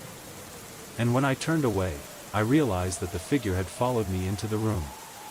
It stood right behind me, and I felt its cold breath on my skin. Everything started spinning around me, as if I was caught in a whirlwind that had no end. I saw that figure continuing to stand behind me, watching me from every angle. But when I turned around, it was gone again. I can't remember when I woke up, but the fear still lingers in me, every day, every night. Finally, I decided to face the truth. The story in the diary haunted me, and I knew I couldn't hide forever. Ghosts from my past not only haunt me, they are trying to take me over. What I had accidentally awakened from my family had now become an inevitable war. When I returned to the storage room again, the book lay there, as if it was waiting for me. But this time, I didn't just read those pages anymore, I began to truly understand what I had done. These spirits, these dark forces, are not what I thought they were. They are not a part of the past, but something that lives in this house, waiting for the opportunity to rise. There is a sentence in the book that makes me shudder: when the door is opened, these spirits will not only return but will devour the person who opened the door. That night, when I woke up, everything was a blur. The room I was in seemed to have changed, the space twisted and twisted, shadowy figures began to move around me. Suddenly, I felt a very strong pull, as if someone was dragging me away. I tried to stand up, but my legs no longer moved as I wanted. Something very cold suddenly enveloped me from behind, like a chill that penetrated my bones. I turned around and saw the silhouette of a person, someone I had seen in the mirror before, but now that person was standing right in front of me. It was a shadowy figure, unclear but very vivid. Its eyes were deep and bottomless, staring at me with extreme hostility. The words in the diary seemed to echo in my head. To escape possession, you must face what has been held captive. I understand that I cannot run away forever. These spirits are not just invisible hauntings, they are entities that have been imprisoned in this house and are looking for a way to escape. I decided to face them. I can't let them continue to haunt me, harm me, make me lose my sanity. Under the dim light of the lamp, I read the words in the book aloud, following each step in the ritual. A cold feeling enveloped me as I completed the ritual, but when everything fell silent, I realized that I had done something terrible. When I opened my eyes, everything changed. The feeling of being watched disappeared, but I couldn't feel peace. It seemed that the spirits had not completely left me. Instead, they left a mark on my mind, an invisible scar that I cannot erase. What I did to free myself may have saved me, but also made me a part of those souls. Every night, I wake up in confusion. I can't be sure if I'll get out of it or not.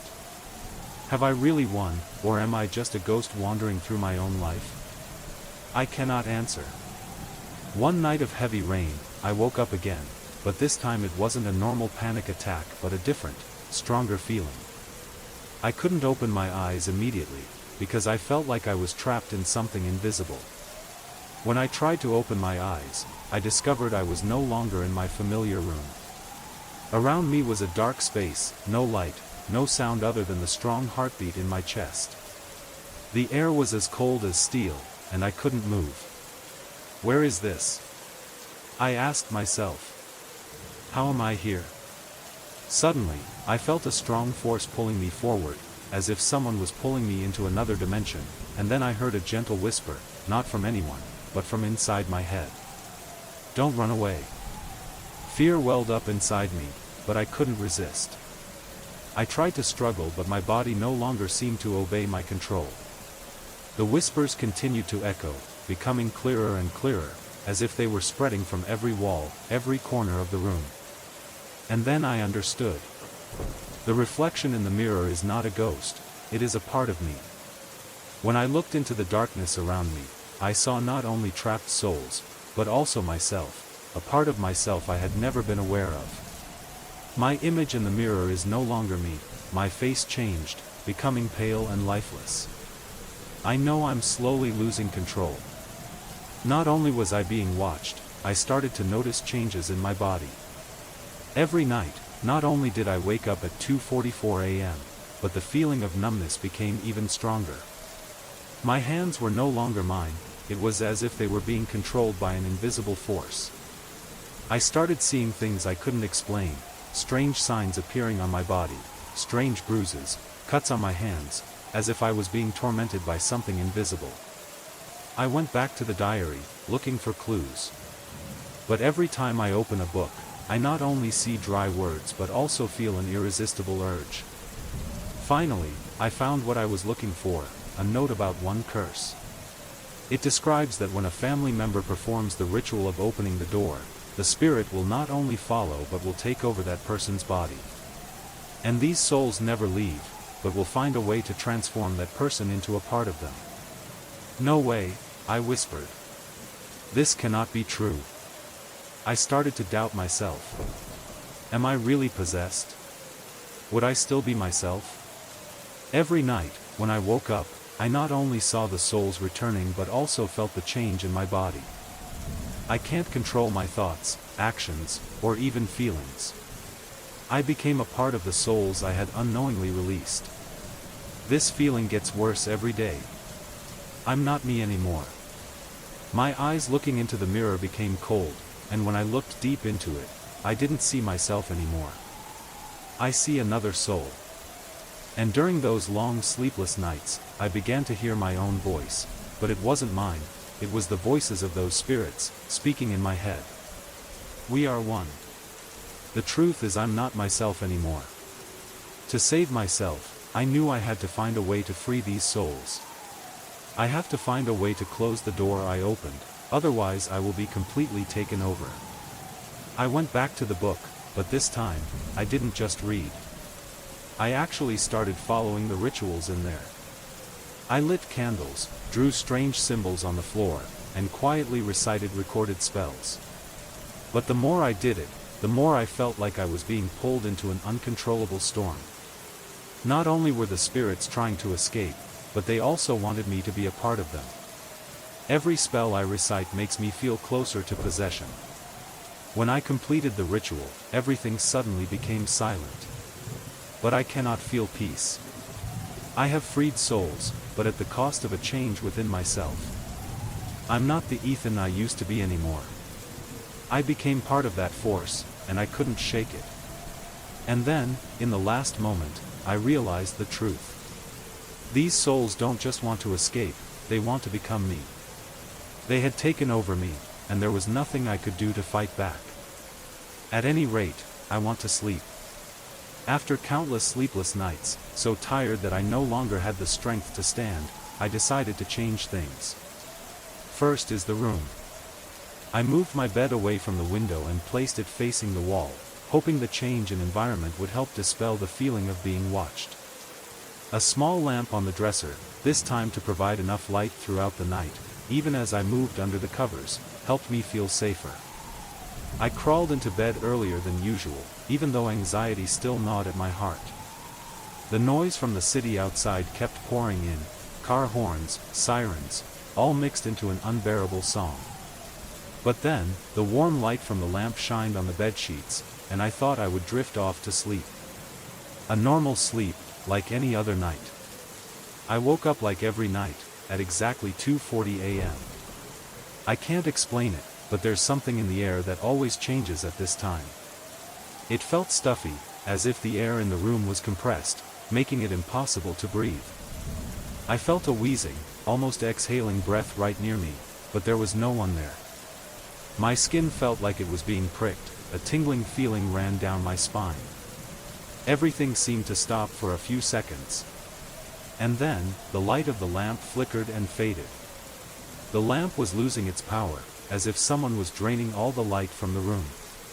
Each time it flickered, the darkness expanded, engulfing me. At that time, I felt weak and couldn't move. A figure appeared near the wardrobe. Not a person, but a dark, elongated shape, bent at unnatural angles, as if it were being pulled from the darkness. I tried to see clearly, but I couldn't. The shadow was only vague, swaying, like a ghost with no clear shape. I wanted to scream, but I couldn't. Everything felt buried in my throat. Finally, with a sudden burst of will, I pulled my arm out of paralysis and slammed it against the lamp. The light turned on again, stronger, illuminating the whole room. The shadow disappeared. But I cannot rest assured. I stood up, my body trembling, staring at the empty space next to the closet, where I felt again, something was waiting. The next day, I decided I couldn't continue living like that. I had to do something drastic. I bought a new infrared recording system in hopes of recording whatever was happening in the dark. I also placed motion sensor lights around the bed, so if anything moved in the room, the lights would turn on immediately. That night, I resolved not to sleep, determined to stay until after 3 a.m., an hour when I always woke up and felt that presence. All night, I drank black coffee and tried to stay awake, but I felt more and more anxious as time went on. My heart was beating fast from the caffeine, and every noise in the house startled me. The sound of the refrigerator turned off, the silence became heavier, making me even more scared. At 2:40 a.m., I felt the atmosphere in the room change. A cold wave rose through my body, and the atmosphere became special and heavy. The lights in the living room began to flicker, and a strange humming sound came from my computer, from the infrared camera system's feed. I heard a small noise in the bedroom, and a numb feeling ran through my body. The motion sensor light in the bedroom turned on, then turned off again. No one, nothing moved. My heart was pounding. I stood up and walked towards the hallway with a feeling of extreme fear. Every step is like stepping into a trap. As I approached the bedroom, a second sensor light came on, illuminating the hallway with a shaky light. I saw the bedroom door open, pitch black inside. There was no sound, no one. But something is wrong. It felt like an invisible force was pulling me into the room. The darkness in the bedroom seemed to swirl, pulling me closer. I couldn't breathe, my chest was tight, and every muscle in my body was tense. In an instant, I almost collapsed. The cold was so cold that it made me tremble. But when I turned around, every sensor light turned on at once, illuminating the hallway with an intense, harsh light. I felt dazzled, but I didn't stop. I rushed to the kitchen counter, grabbed my coat and keys, not daring to look back. Adrenaline surged, making me feel nauseous and panicky. I ran out of the apartment building, got into the car parked nearby and sat in the dark. It feels like the whole world is against me, and I can't escape the siege. My heart still beats like a drum, and the tense moments linger like a wound.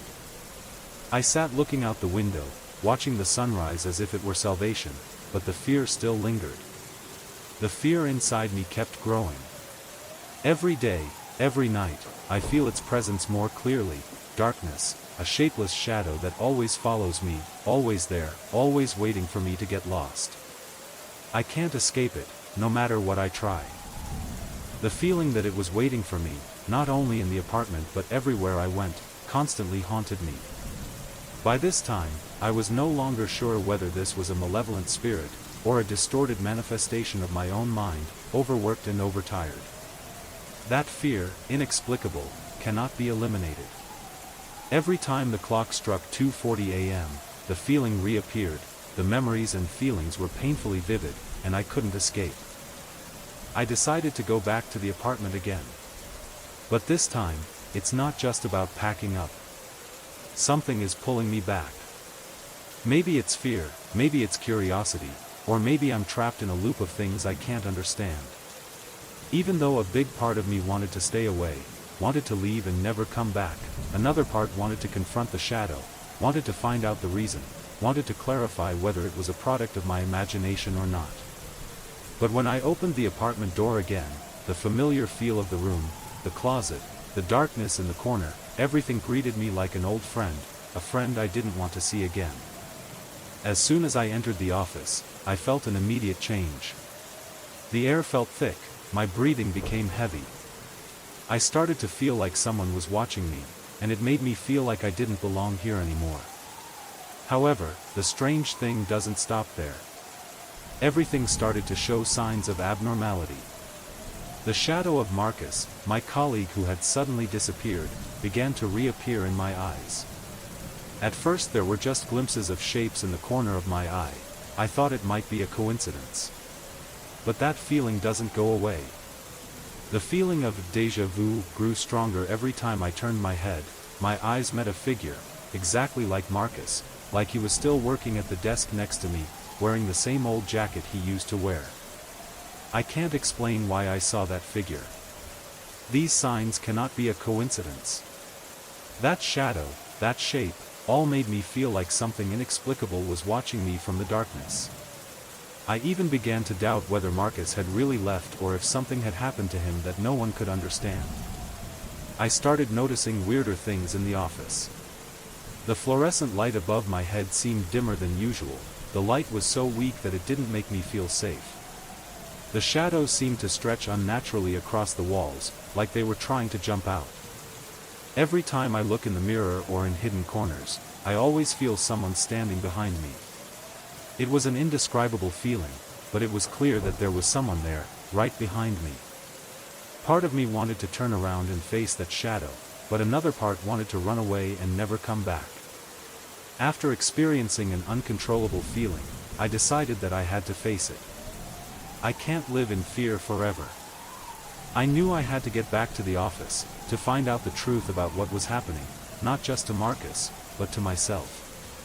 But as I walked into the hallway of that building, I couldn't help but feel like I was entering a place where I didn't belong. The light in the hallway dimmed, and I clearly felt that the atmosphere here was changing. It seemed like there was something waiting for me.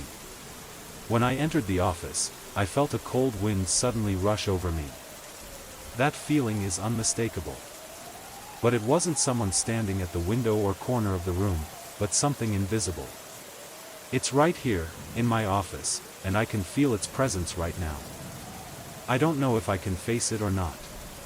Can I address these fears and find answers to what is happening, or will I be part of that shadow, caught in this never-ending spiral of obsession? My fear continued to linger, and as time went on, I felt like I was sinking deeper and deeper into the darkness of this very apartment and office. After my strange encounters with Marcus's figure in the hallway, my encounters with that shadow left me unable to calm down. I don't know whether this is my own obsession or if there is something invisible lurking in my every step. Every time I entered the building, I couldn't help but feel like I was being watched. Not just in my apartment, but even in the office, where I once felt safe. Its presence is making me fear every step I take. When I catch a glimpse of that familiar figure near the photocopier, or at the end of the hallway on a quiet weekend, my heart skips a beat and my palms become sweaty. The faint noises in the building, the hum of the central air conditioner, the echo of footsteps in the hallway, did nothing to ease my anxiety. I feel like something has been following me for a long time and was just waiting for an opportunity to step out of the darkness. That day, I decided to stay in the office to complete a bunch of work. The whole building seemed quiet, just me and the sigh of the air conditioner. But when I stood up to print some reports, I caught a glimpse of my reflection in the photocopier glass. I saw messy hair, a slightly askew tie, and then, for a brief moment, I saw another figure behind me.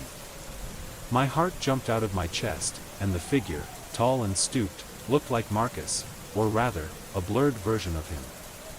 The shadow disappeared instantly, but the panic inside me couldn't be quelled. I turned to look down the hallway, hoping to see someone, but there was only dead silence, and no one. That shadow couldn't have been just an illusion, I was sure I saw it. The figure of Marcus was not him, but a strange, hollow reflection. The next day, when I went to the office, the feeling of anxiety still did not let me go. My eyes are tired, the dark circles under my eyes are more obvious than ever. My coworker noticed the difference and asked me if I was okay, but I only sleepily replied that I hadn't slept. They appeared sympathetic, but there was a flicker of concern in their eyes. I decided to share my strange experiences with Morris, the longtime guard at the gate. He is always calm, rarely shows emotions. But this time, his reaction surprised me. When I said I thought I saw Marcus, Morris' reaction was tense. He looked over his shoulder, then softly said that he had also seen someone like Marcus, in the area near the elevator. But when Morris checked, the elevator was empty. I can't explain the feeling in my heart when I heard Morris tell it. It's not just me, everything feels more vague and confusing. Day by day, I feel that presence more and more. Dark shadows in the dark corners of the building, strange noises, fleeting shadows. Everything in the building seemed to reflect an invisible obsession, making it impossible for me to escape. Other employees began mentioning strange changes in the building, flickering fluorescent lights, strange cold air currents, unusual changes in the rooms. But no one dared to talk about Marcus, no one dared to mention him. All I could feel was the mounting uneasiness in the air. One evening, when I decided to stay late to finish work, the feeling of fear came back. In the darkness of the hallway, I saw a shape, a tall figure, wearing the same coat as Marcus, standing at the end of the hallway. Every instinct in me told me to leave, but I couldn't. It feels like something is pulling me into a vortex that I can't escape from. I walked towards that figure, my feet frozen, my heart racing. The shadow didn't move, but every step forward made me feel like there was an invisible pressure weighing on me. When the light flickered again, the figure disappeared, but the oppressive feeling remained. I quickly ran towards the elevator, not daring to look back. My heart was pounding, my hands were shaking as I pressed the elevator button repeatedly. The lights in the elevator reflected my image, pale face, eyes wide with fear. When the elevator door closed, I felt like I had escaped an invisible force, but fear still did not let me go. The next day, I returned to the office feeling numb. Everything is normal, but in my heart, a part of me has changed forever. The fluorescent lights were still on, the footsteps were still echoing, but I couldn't escape the feeling that something was still watching me from behind. I may never have an answer to what happened. The silhouettes, the strange feelings, everything seemed to have become a part of my life, whether I wanted it or not. And now, as each night approaches, I don't know what I will face, whether I will see that figure again, or will I simply have to live with that invisible fear, forever. Day after day, I cannot escape this suffocating feeling. Every hallway of the building seemed so stressed that it could burst at any moment.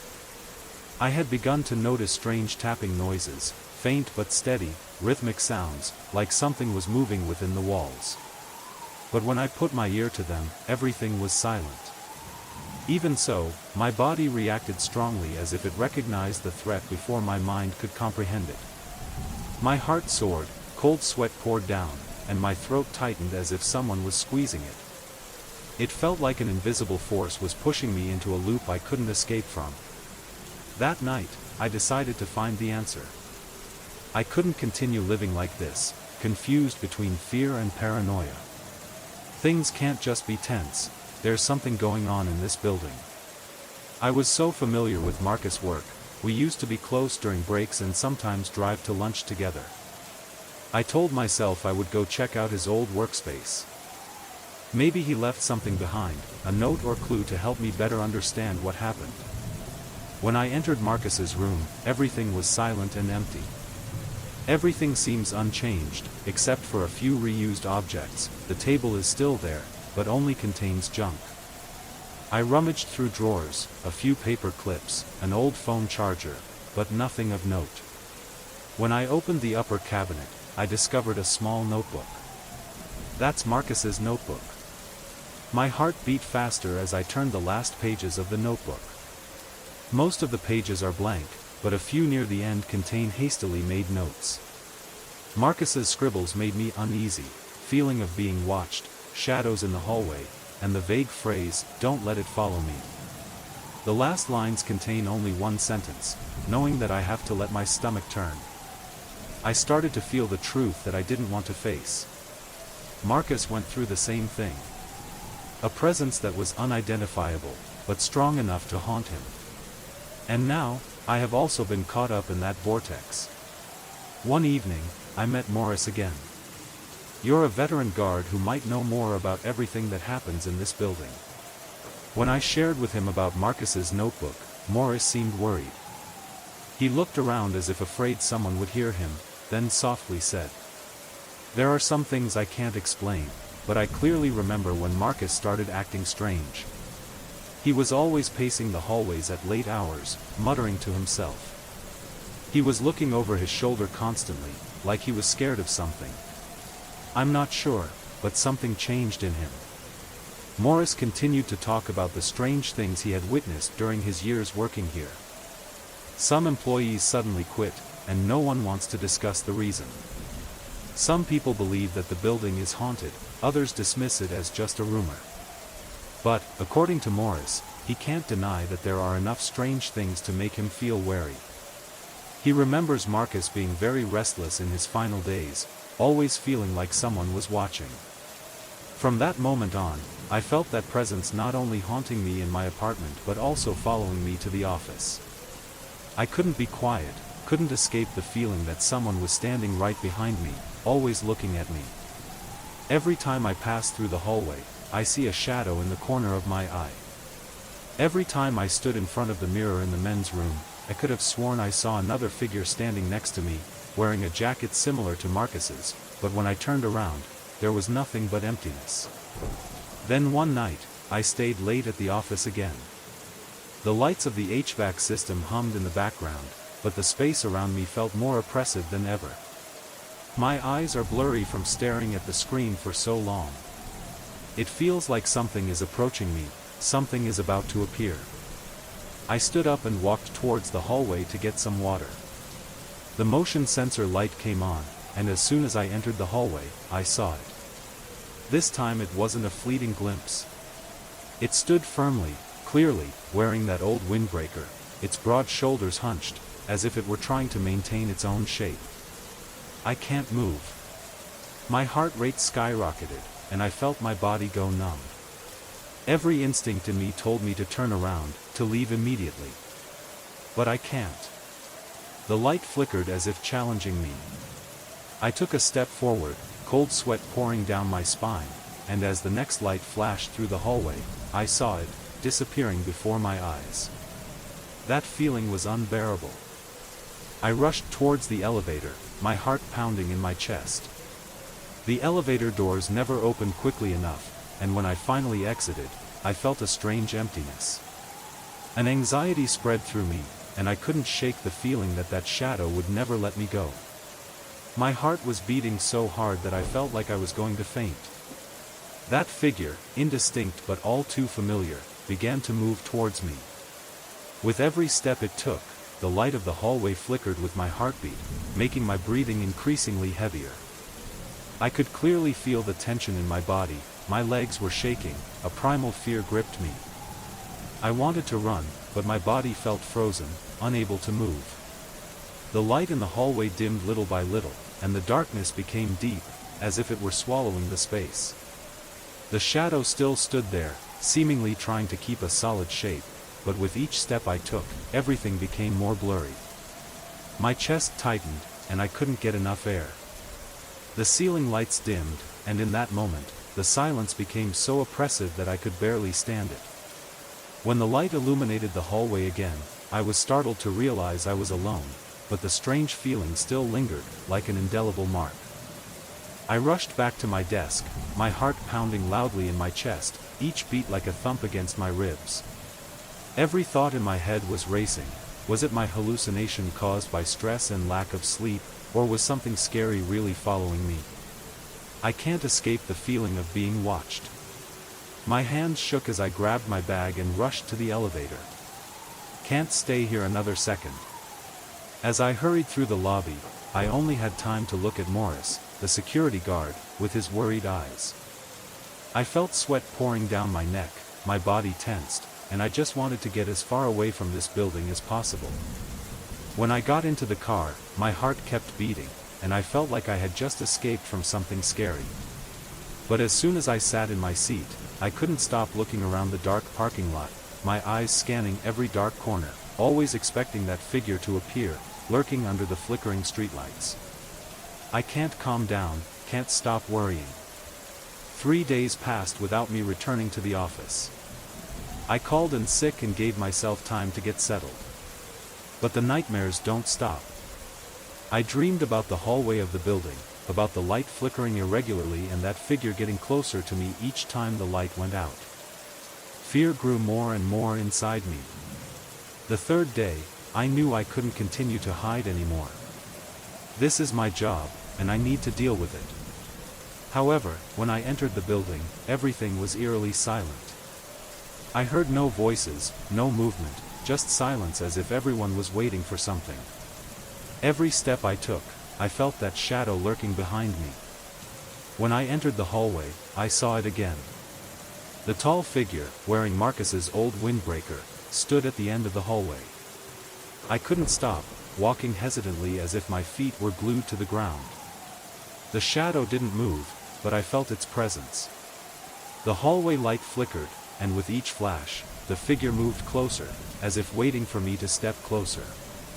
I couldn't breathe, the feeling of suffocation made me dizzy. My steps became heavier, my heart pounded so hard that I couldn't stand it. I ran, so fast that I could barely breathe, but still couldn't escape that feeling. The light went out again, and I felt darkness fill the hallway, swallowing me whole. I rushed into the elevator and hastily pressed the button for the ground floor, but when the elevator door closed, I felt loneliness again. In that moment, I looked into my reflection, and I couldn't recognize myself anymore. My eyes, filled with panic, were reflected in the mirror, but that shadow was still there, always by my side, no matter how far I ran. I couldn't shake the feeling that everything I was experiencing was the result of some presence that haunted this building, maybe something that had latched onto Marcus, and now it was following me. The whole building seemed to become part of that shadow. It wasn't just a shadow, it was an entity, a part of the place, and I felt trapped in a never-ending vortex. I installed a new lock on my apartment door, but I couldn't shake the feeling that everything around me was changing. Small noises like footsteps outside the door and wind rustling through the curtain scared me. Every time I sleep, I feel like I have opened my eyes, and everything is changing. Blurred figures and incomprehensible whispering voices always linger in the air. It was as if I was no longer myself, but just a shadow wandering in this very house, where I couldn't find a way out. The story has no clear ending, and fear continues to gnaw at me every day. Can I find a way to escape it, or will I forever be trapped in that shadow, a shadow that will never leave? Every night, I felt that presence again, as if the building itself was imbued with dark memories, an inescapable tension. Even though I tried to explain it away as paranoia, a product of stress and lack of sleep, the feeling of heaviness stuck with me. The strange knocking sounds, the blur of figures in hidden corners, and especially the indescribable scent rising from behind me, all made me uneasy. I tried many things to calm my anxiety. I changed the layout of the apartment, rearranged the furniture, and even placed lamps to illuminate the room while I slept. But nothing changed. Every time I close my eyes, I feel a shadow watching me. The light from the sensor light flashed and turned off from time to time, leaving only a cold and quiet darkness. And then, I saw it, the silhouette of a person, standing silently in the darkness, not saying a word. I can't name that feeling, but it always makes me panic. That shape, although not clear, seemed to challenge me to face it. After asking Morris about the strangeness in the building, I began to realize a truth that could not be ignored. He talked about strange things he witnessed, employees who suddenly quit, unexplained phenomena. I can't help but tie everything together. This building, where I spent many months living and working, seemed to hold some kind of secret, something that weighed heavily on everyone who lived here. That silhouette wasn't just my hallucination. Over the past few days, I have constantly witnessed unusual signs. Morris, although trying to remain calm, admitted that he had also seen the figure. Once again, I felt a truth that I didn't want to face. Marcus, the colleague who suddenly disappeared, seemed to have noticed something in this building, and perhaps I was walking in the same footsteps. One night, after deciding to stay late at work to complete an important project, I experienced a real nightmare. The hallway light flickered strangely, and as I walked toward the printing room, I caught a glimpse of it. The figure, like a silhouette wearing Marcus's old coat, stood there, not moving. My heartbeat seemed to stop for a moment, and my body became stiff. I took each step, even though every cell in my body was telling me to turn back. But I can't. The light flickered, and with each flicker, the figure seemed to get closer to me. I can't run away, I can't look away. When the light completely went out, I felt a chill run down my spine. I couldn't breathe, my legs couldn't move. Only when the light turned back on did I see that the hallway was empty, there was no one, only the cold walls reflecting my fear. I didn't understand why I was still standing there, unable to leave, my heart beating so strongly as if it wanted to jump out of my chest. After that night, I couldn't go back to work. I called in sick and gave myself some time to recover. But even when I escaped my apartment, I couldn't rest assured. Every step I take in the city, I feel like someone is still watching me. Dark shadows, blurry images, and strange sounds kept lingering in my head. Just when I thought I had escaped, a cold feeling came over me, as if the building was calling me back. Finally, I returned to my apartment, determined to face my fear. I can't run away forever. When I entered, the atmosphere in the room felt different. Everything was still silent, but I could feel its presence, like something invisible was lurking around me. Every time I got up to investigate, I found nothing, only silence taunting me. I began to realize that maybe this building itself had become a place of haunting. It's not my paranoia anymore, it's the truth. And I have to face it. But can I escape that shadow, or will I forever be caught in this vortex with no way out?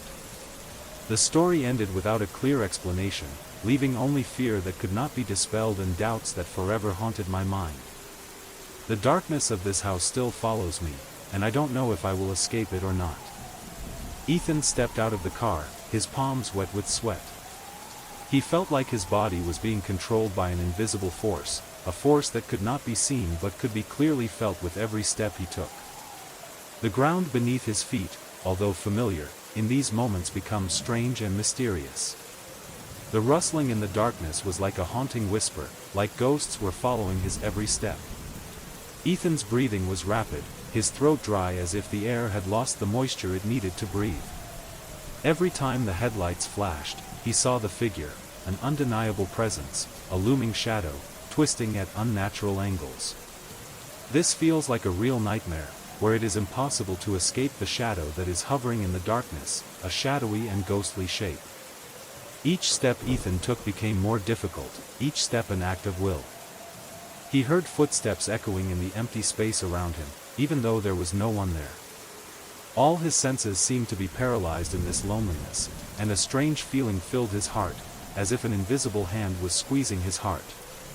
As Ethan approached the figure, he suddenly realized that the darkness was not just darkness anymore. Everything had a life of its own, as if the darkness itself was watching and challenging him to face his fears. The light flickered like lightning in the night, unable to dispel the oppressive feeling of tension that surrounded him. Every time he looked into the darkness, it became more obscure, as if an invisible force was controlling and guiding him. For a moment, as his headlights flashed one last time, Ethan saw an indeterminate image. A pale face, shadowy under a hood, eyes sparkling like the light of a creature in the dark. His heart skipped a beat, blood rushed to his brain, and an indescribable feeling rushed over. How is such a thing possible in the real world? In just a short moment, that figure glided towards him, making him unable to move. It was as if time had stopped, and Ethan's senses were just a tangled pile of spider silk. His eyes saw something that was not human, but another shape, an inexplicable existence. With a strong blow to the chest, Ethan suddenly turned and ran, not daring to look back. He felt the presence chasing him. The darkness seemed to fill more and more around him. It felt like he was no longer running on the ground, but in an unknown space where anything could be an illusion. Every step he takes is like a battle with his own fear. That feeling became clearer and clearer. He couldn't escape that presence. He quickly ran to the car, the door closed with a strong sound. The surrounding lights faded, and when he looked in the rearview mirror, there was nothing but darkness.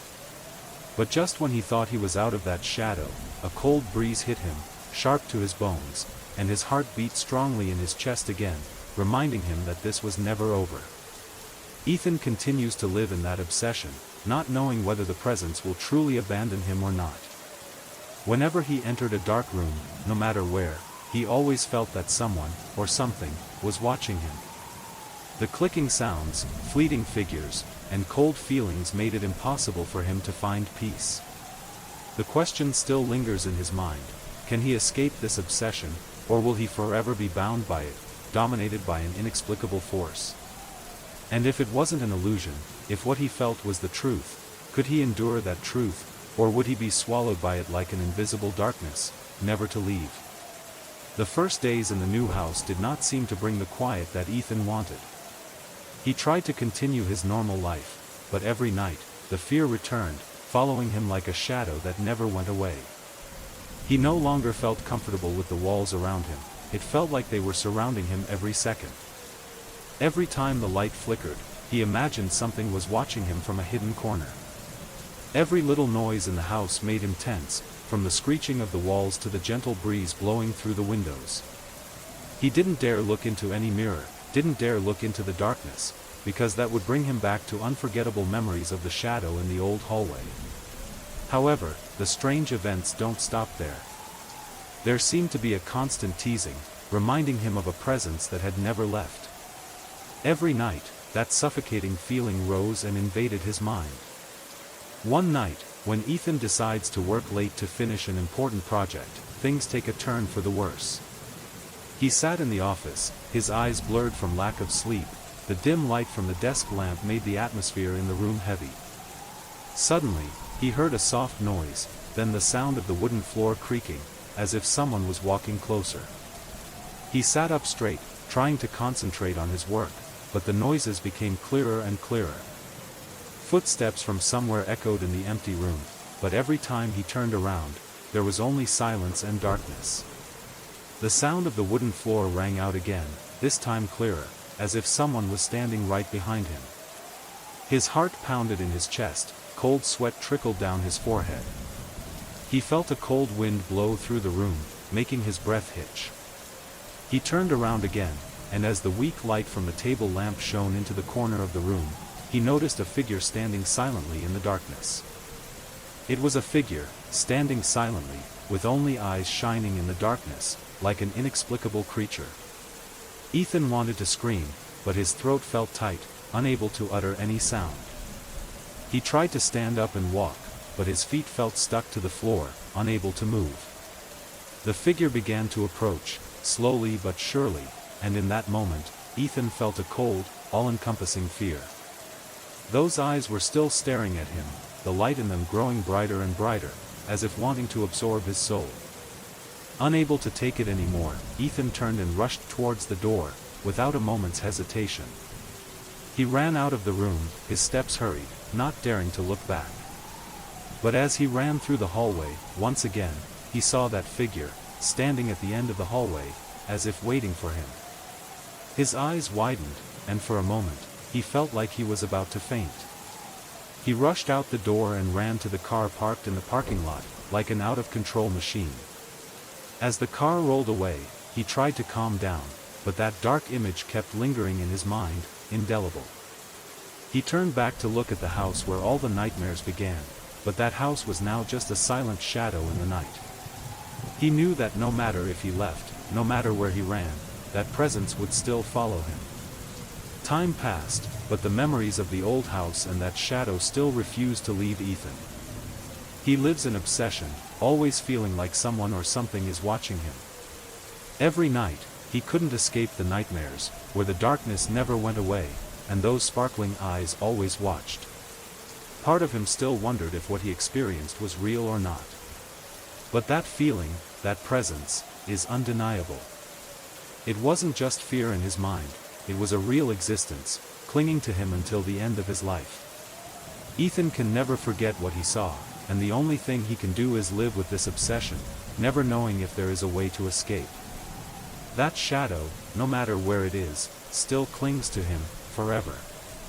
A cold feeling ran down my spine as I entered the darkness of the forest, where the only sounds were the quiet sounds of leaves rustling under my shoes. This familiar scene now gives me a strange feeling, as if something is lurking there, waiting. The sound of rustling leaves sounded like a repeated reminder, making my heart beat faster, as if each step I took was awakening something deep in the darkness. I stood still, holding my breath, trying to reframe the space around me, but as soon as I turned around, a sudden feeling of heaviness enveloped me. My lips were dry, and an invisible fear enveloped me. I couldn't explain it, I just knew that there was something wrong in the air, like there was an unrecognizable, inexplicable presence watching me. I tried to breathe evenly, but each inhale brought with it a suffocating feeling, as if the air around me had thickened and made it difficult to breathe. Light but steady footsteps sounded from behind, even though I didn't dare turn around to look. Each of those sounds was like an invitation for me to go further into the darkness, and the worst part was that I couldn't refuse. The darkness around me grew thicker and thicker, the weak light from the street lamps was not enough to illuminate the path. The shadows of tall trees were like giants silently observing me, and I felt them leaning in, as if they were surrounding me. Suddenly, a voice rang out, coming from deep in the darkness, calling my name. Not someone familiar, but an unclear voice, an invisible sound as if it came from this very forest. My heart was pounding, but I couldn't move. My legs felt paralyzed, my eyes were confused as I searched for the source of that call. No one. All I saw was darkness and tree branches, like a play of lies that I couldn't fully understand. I slowly moved forward, even though part of me wanted to turn around and run away.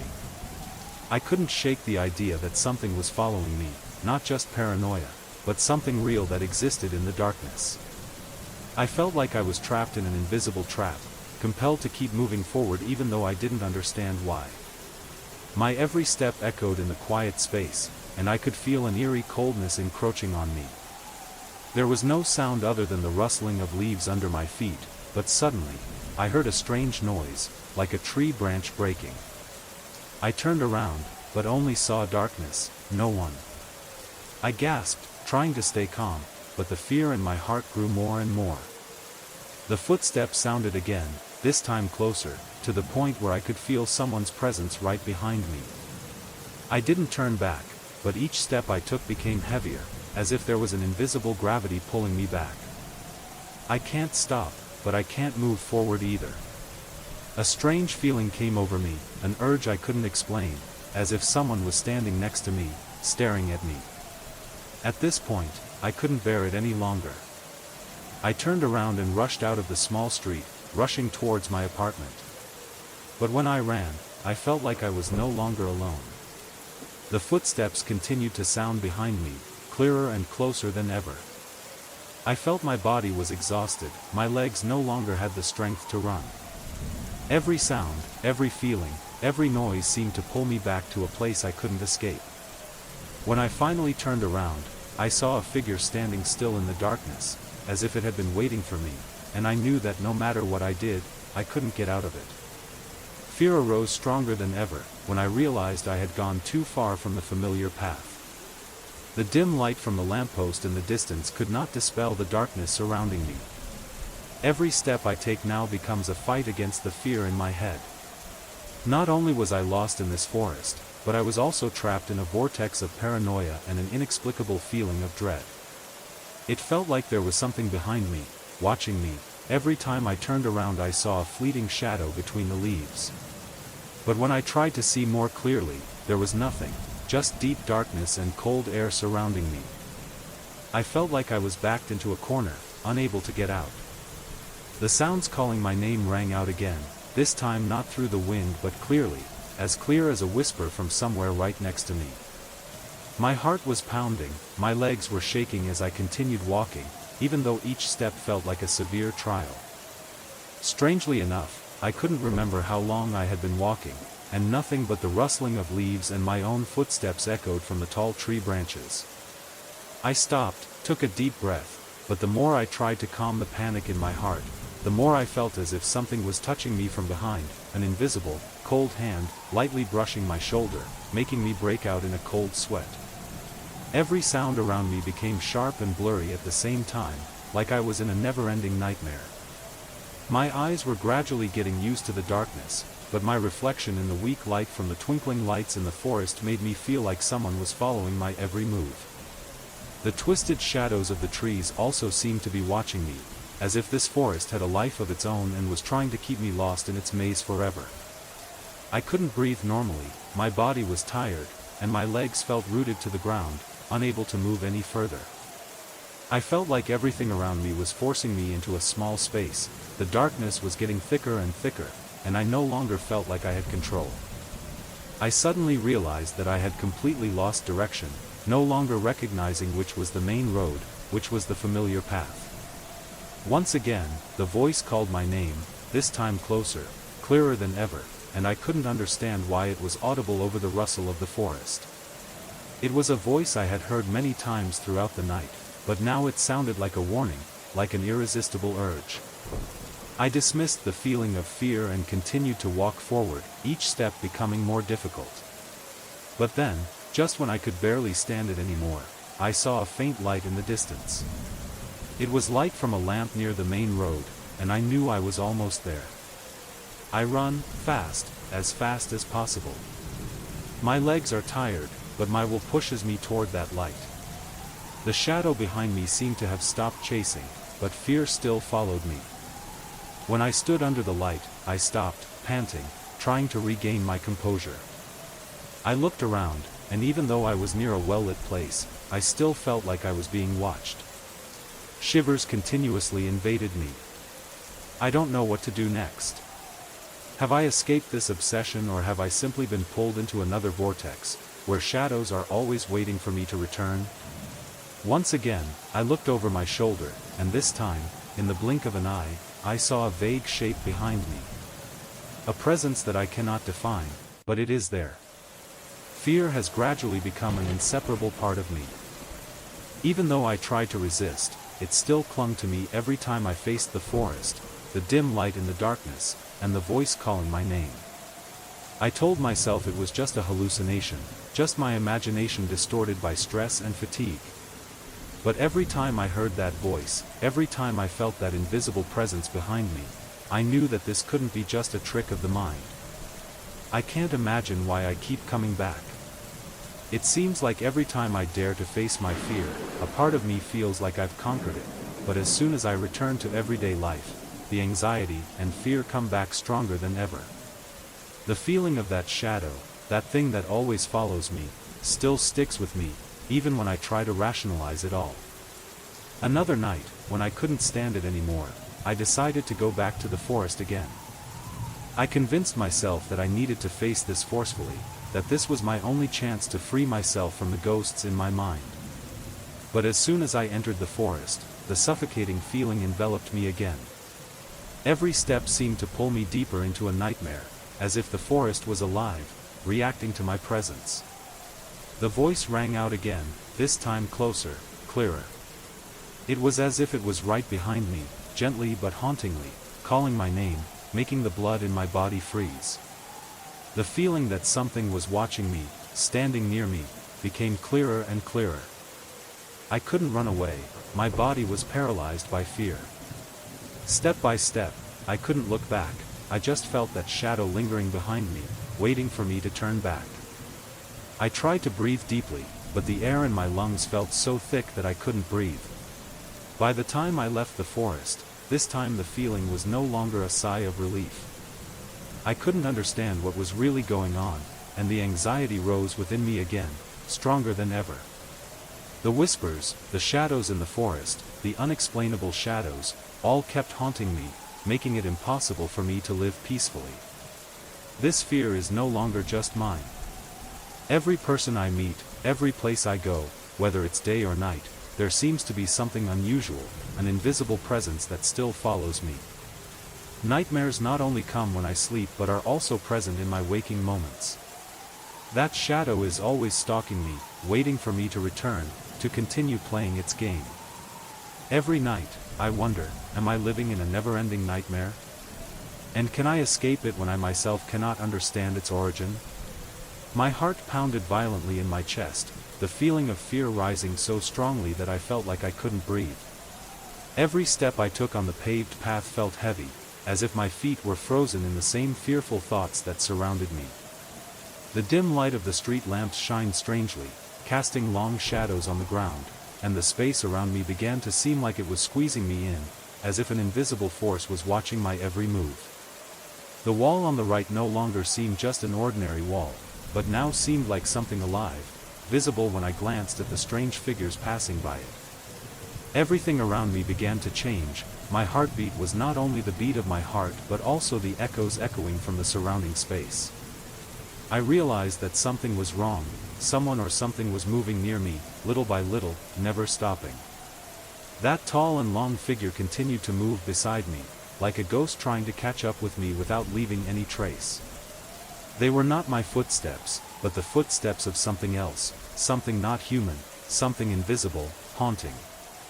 The more I tried to speed up, the more I felt it following me, trying to touch me, trying to draw me into the darkness.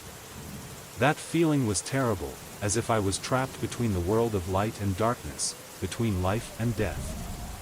Part of me wants to go back and face it, but another part tells me I shouldn't, that if I go back, I'll never escape it. My head was spinning, I couldn't look back. but I could feel that presence closer than ever. As I entered the end of the alley, the space became larger, and I finally felt like I had escaped the imprisonment of darkness. But as soon as I turned around and looked at the houses around me, I realized that something was still haunting me. The shadows did not disappear, they still silently observed me, like a reminder of the existence of something that I cannot explain. When I finally arrived where my friend lived, I still felt like something was watching me. Even though I escaped the dark alley, I know that fear will never leave me. It is ingrained in me, like the shadows in the forest, and I will never be able to completely escape it. That feeling will always follow me, like an invisible shadow that I cannot see, but is always present, waiting in the darkness. My heart was beating like thunder, it felt like my heart was trying to break my chest. The feeling of tension overwhelmed all my senses, my body trembled with panic, but I couldn't leave. I still stood there, amidst the thick fog, hearing my own gasps echoing in the quiet space. That shadow, the human shape, was still standing there, quietly observing me from behind. Every time I looked back, the darkness receded, but it felt like it was still there, just waiting for me to turn my back, never to leave. That shadow was no longer an entity that simply passed before my eyes. It has become a part of the darkness, a part of this neighborhood, like this place itself is breathing and waiting for my appearance. The more I looked, the more I couldn't escape the feeling that it wasn't a joke, it wasn't a figment of the imagination. It was part of something bigger, darker, that I couldn't explain. My throat was dry, my hands were cold, I could do nothing but cling to the car, hoping that the weak light from the taillights would be enough to dispel the darkness surrounding me. But as soon as I turned towards the car, I felt that shadow again, as if a part of me, silently following my every step, snatched and squeezed me tightly. The blank wall I faced was just a tease of my mind, for what I saw in the car mirror was not a reflection, but a haunting dark figure, almost invisible but clear in every outline. I felt like I couldn't continue, my legs felt weak as if the fog had swallowed all my strength, I felt like I was going to collapse at any moment. The air became heavy, and I began to feel like an invisible hand was tightening around my neck, making each breath difficult. I hastily inserted the key into the car's ignition, feeling the coldness of metal as a final relief in this dark night. My eyes widened as the car finally started and rolled away, but the feeling didn't go away. That shadow still haunted me, like a ghost, not letting me escape, even though I drove far away from that alley. When I turned around again, just a glance in the rearview mirror, I saw nothing but darkness, but the feeling that something was still pursuing me, still calling me, lingered in my head, as if I could never leave. What I experienced was not a joke, not a fantasy, but a real obsession. A presence, a force that I cannot avoid, cannot understand, and the more I try to run away, the more it follows, always there, watching me, like a shadow that I cannot touch, but still feel clearly in every step. Fear rose inside me like a huge wave, each beat of my heart felt like a heavy pounding on my chest. A sudden feeling of alertness and tension gripped me, making all my senses stretch to the limit. The frantic barking of my dogs echoed in the quiet space, making me unable to help but shiver. Even though it was late, I could still feel an invisible presence waiting, still clinging to me, like a ghost that would never leave. I staggered out of bed, my body heavy with fear. Looking out the window, I only saw darkness and cold winds blowing falling leaves. But suddenly, in the darkness, a blurry shape flashed in the weak light from the yard lamp. My eyes couldn't believe what they saw, a figure standing silently, right in front of the house, next to the trees in the garden. That feeling, the presence, almost took my breath away. My heart was pounding, but I couldn't take my eyes off that figure, even though my insides were calling me to run away. It was a strange feeling, confusion and fear mixed together. I can't say what I feel, but I know, something has been looking at me since that first night, and it has never left me. It clung to me, remaining in the darkest corners of my mind, waiting. With every step I take, I feel the heaviness of the darkness. The dogs outside were still barking madly, but in my heart, a strange feeling rose again. How can I escape from here? I no longer have the strength to face what awaits, but the haunting feeling is still there, teasing me every day, every night. That shadow, that haunting look, kept lingering in my thoughts, making me have to brace myself to not let it take over me completely. I turned away, determined not to look back again, but in my heart, a voice rang out, "Once you see it, you will never escape it." And yes, I know that no matter how I run away, it will still follow me, always there, in the darkness, in the silence, waiting for me to look back in the rearview mirror. As I continued my work in the solitude of the house, that presence always seemed to be watching me from afar. Every sound, every movement in the space around me startled me, making my body tense with inexplicable fear. My dogs continued to react to the vague shadows, darting out in alarm, barking loudly into the darkness outside the barn, a clear sign that they sensed what I could not clearly see. The strange stench persisted, and I found myself slowly becoming haunted by it. Every time I looked towards the dark corner where the old house stopped, I couldn't shake the feeling that there was something there, a creature lurking, silently observing me. Every time I moved, I felt like invisible eyes were watching my every move, and every time I stopped, I felt like something had just moved right behind me, pulling me toward the darkness. With every time I opened the door or opened the back door to check the outside area, I felt a strange numbness spread from my fingers to my throat. A soft sigh sounded from somewhere out of sight, as if someone was standing nearby, but when I turned around, all was darkness.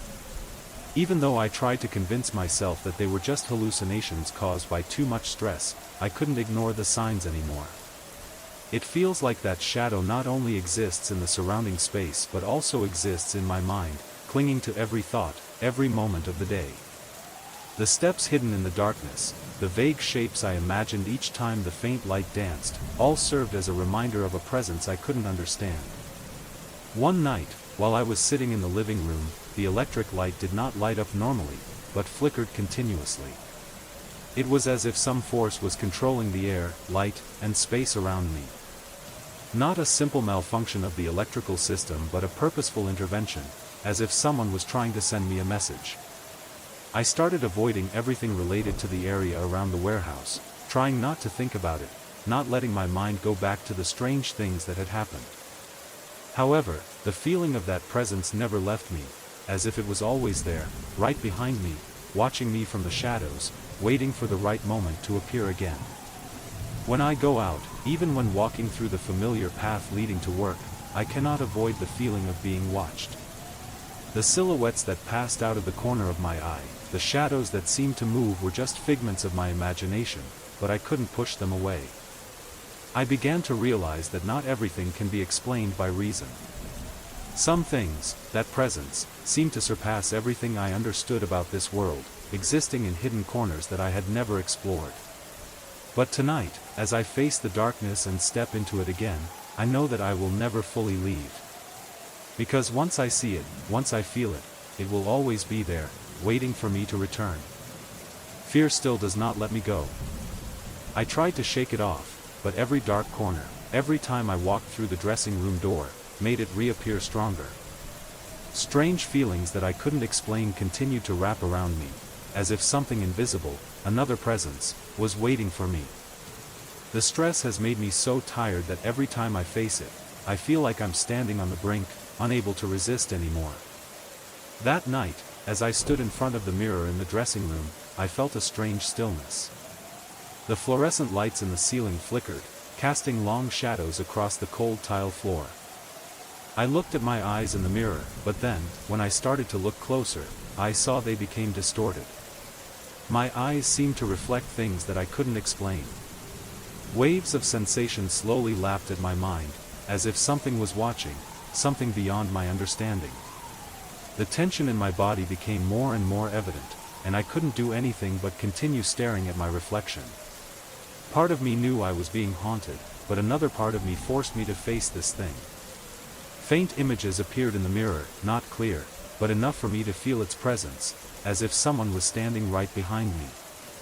I quickly turned back, but the dressing room was still empty, no one there. I must admit that fear had taken hold of me, and every step I took made it stronger. It's not just a normal fear, It is a fear that comes from the unknown, from something invisible, yet clear, like a ghost that has never left. The mirror doors reflected light, but that light could not dispel the darkness enveloping my mind. I was wondering if I could get away with it. Can I live a normal life without having to worry about that presence? To deal with these memories, I needed to find a way to separate the truth from my fear, but the more I tried to forget, the more obvious that existence became every time I entered the locker room.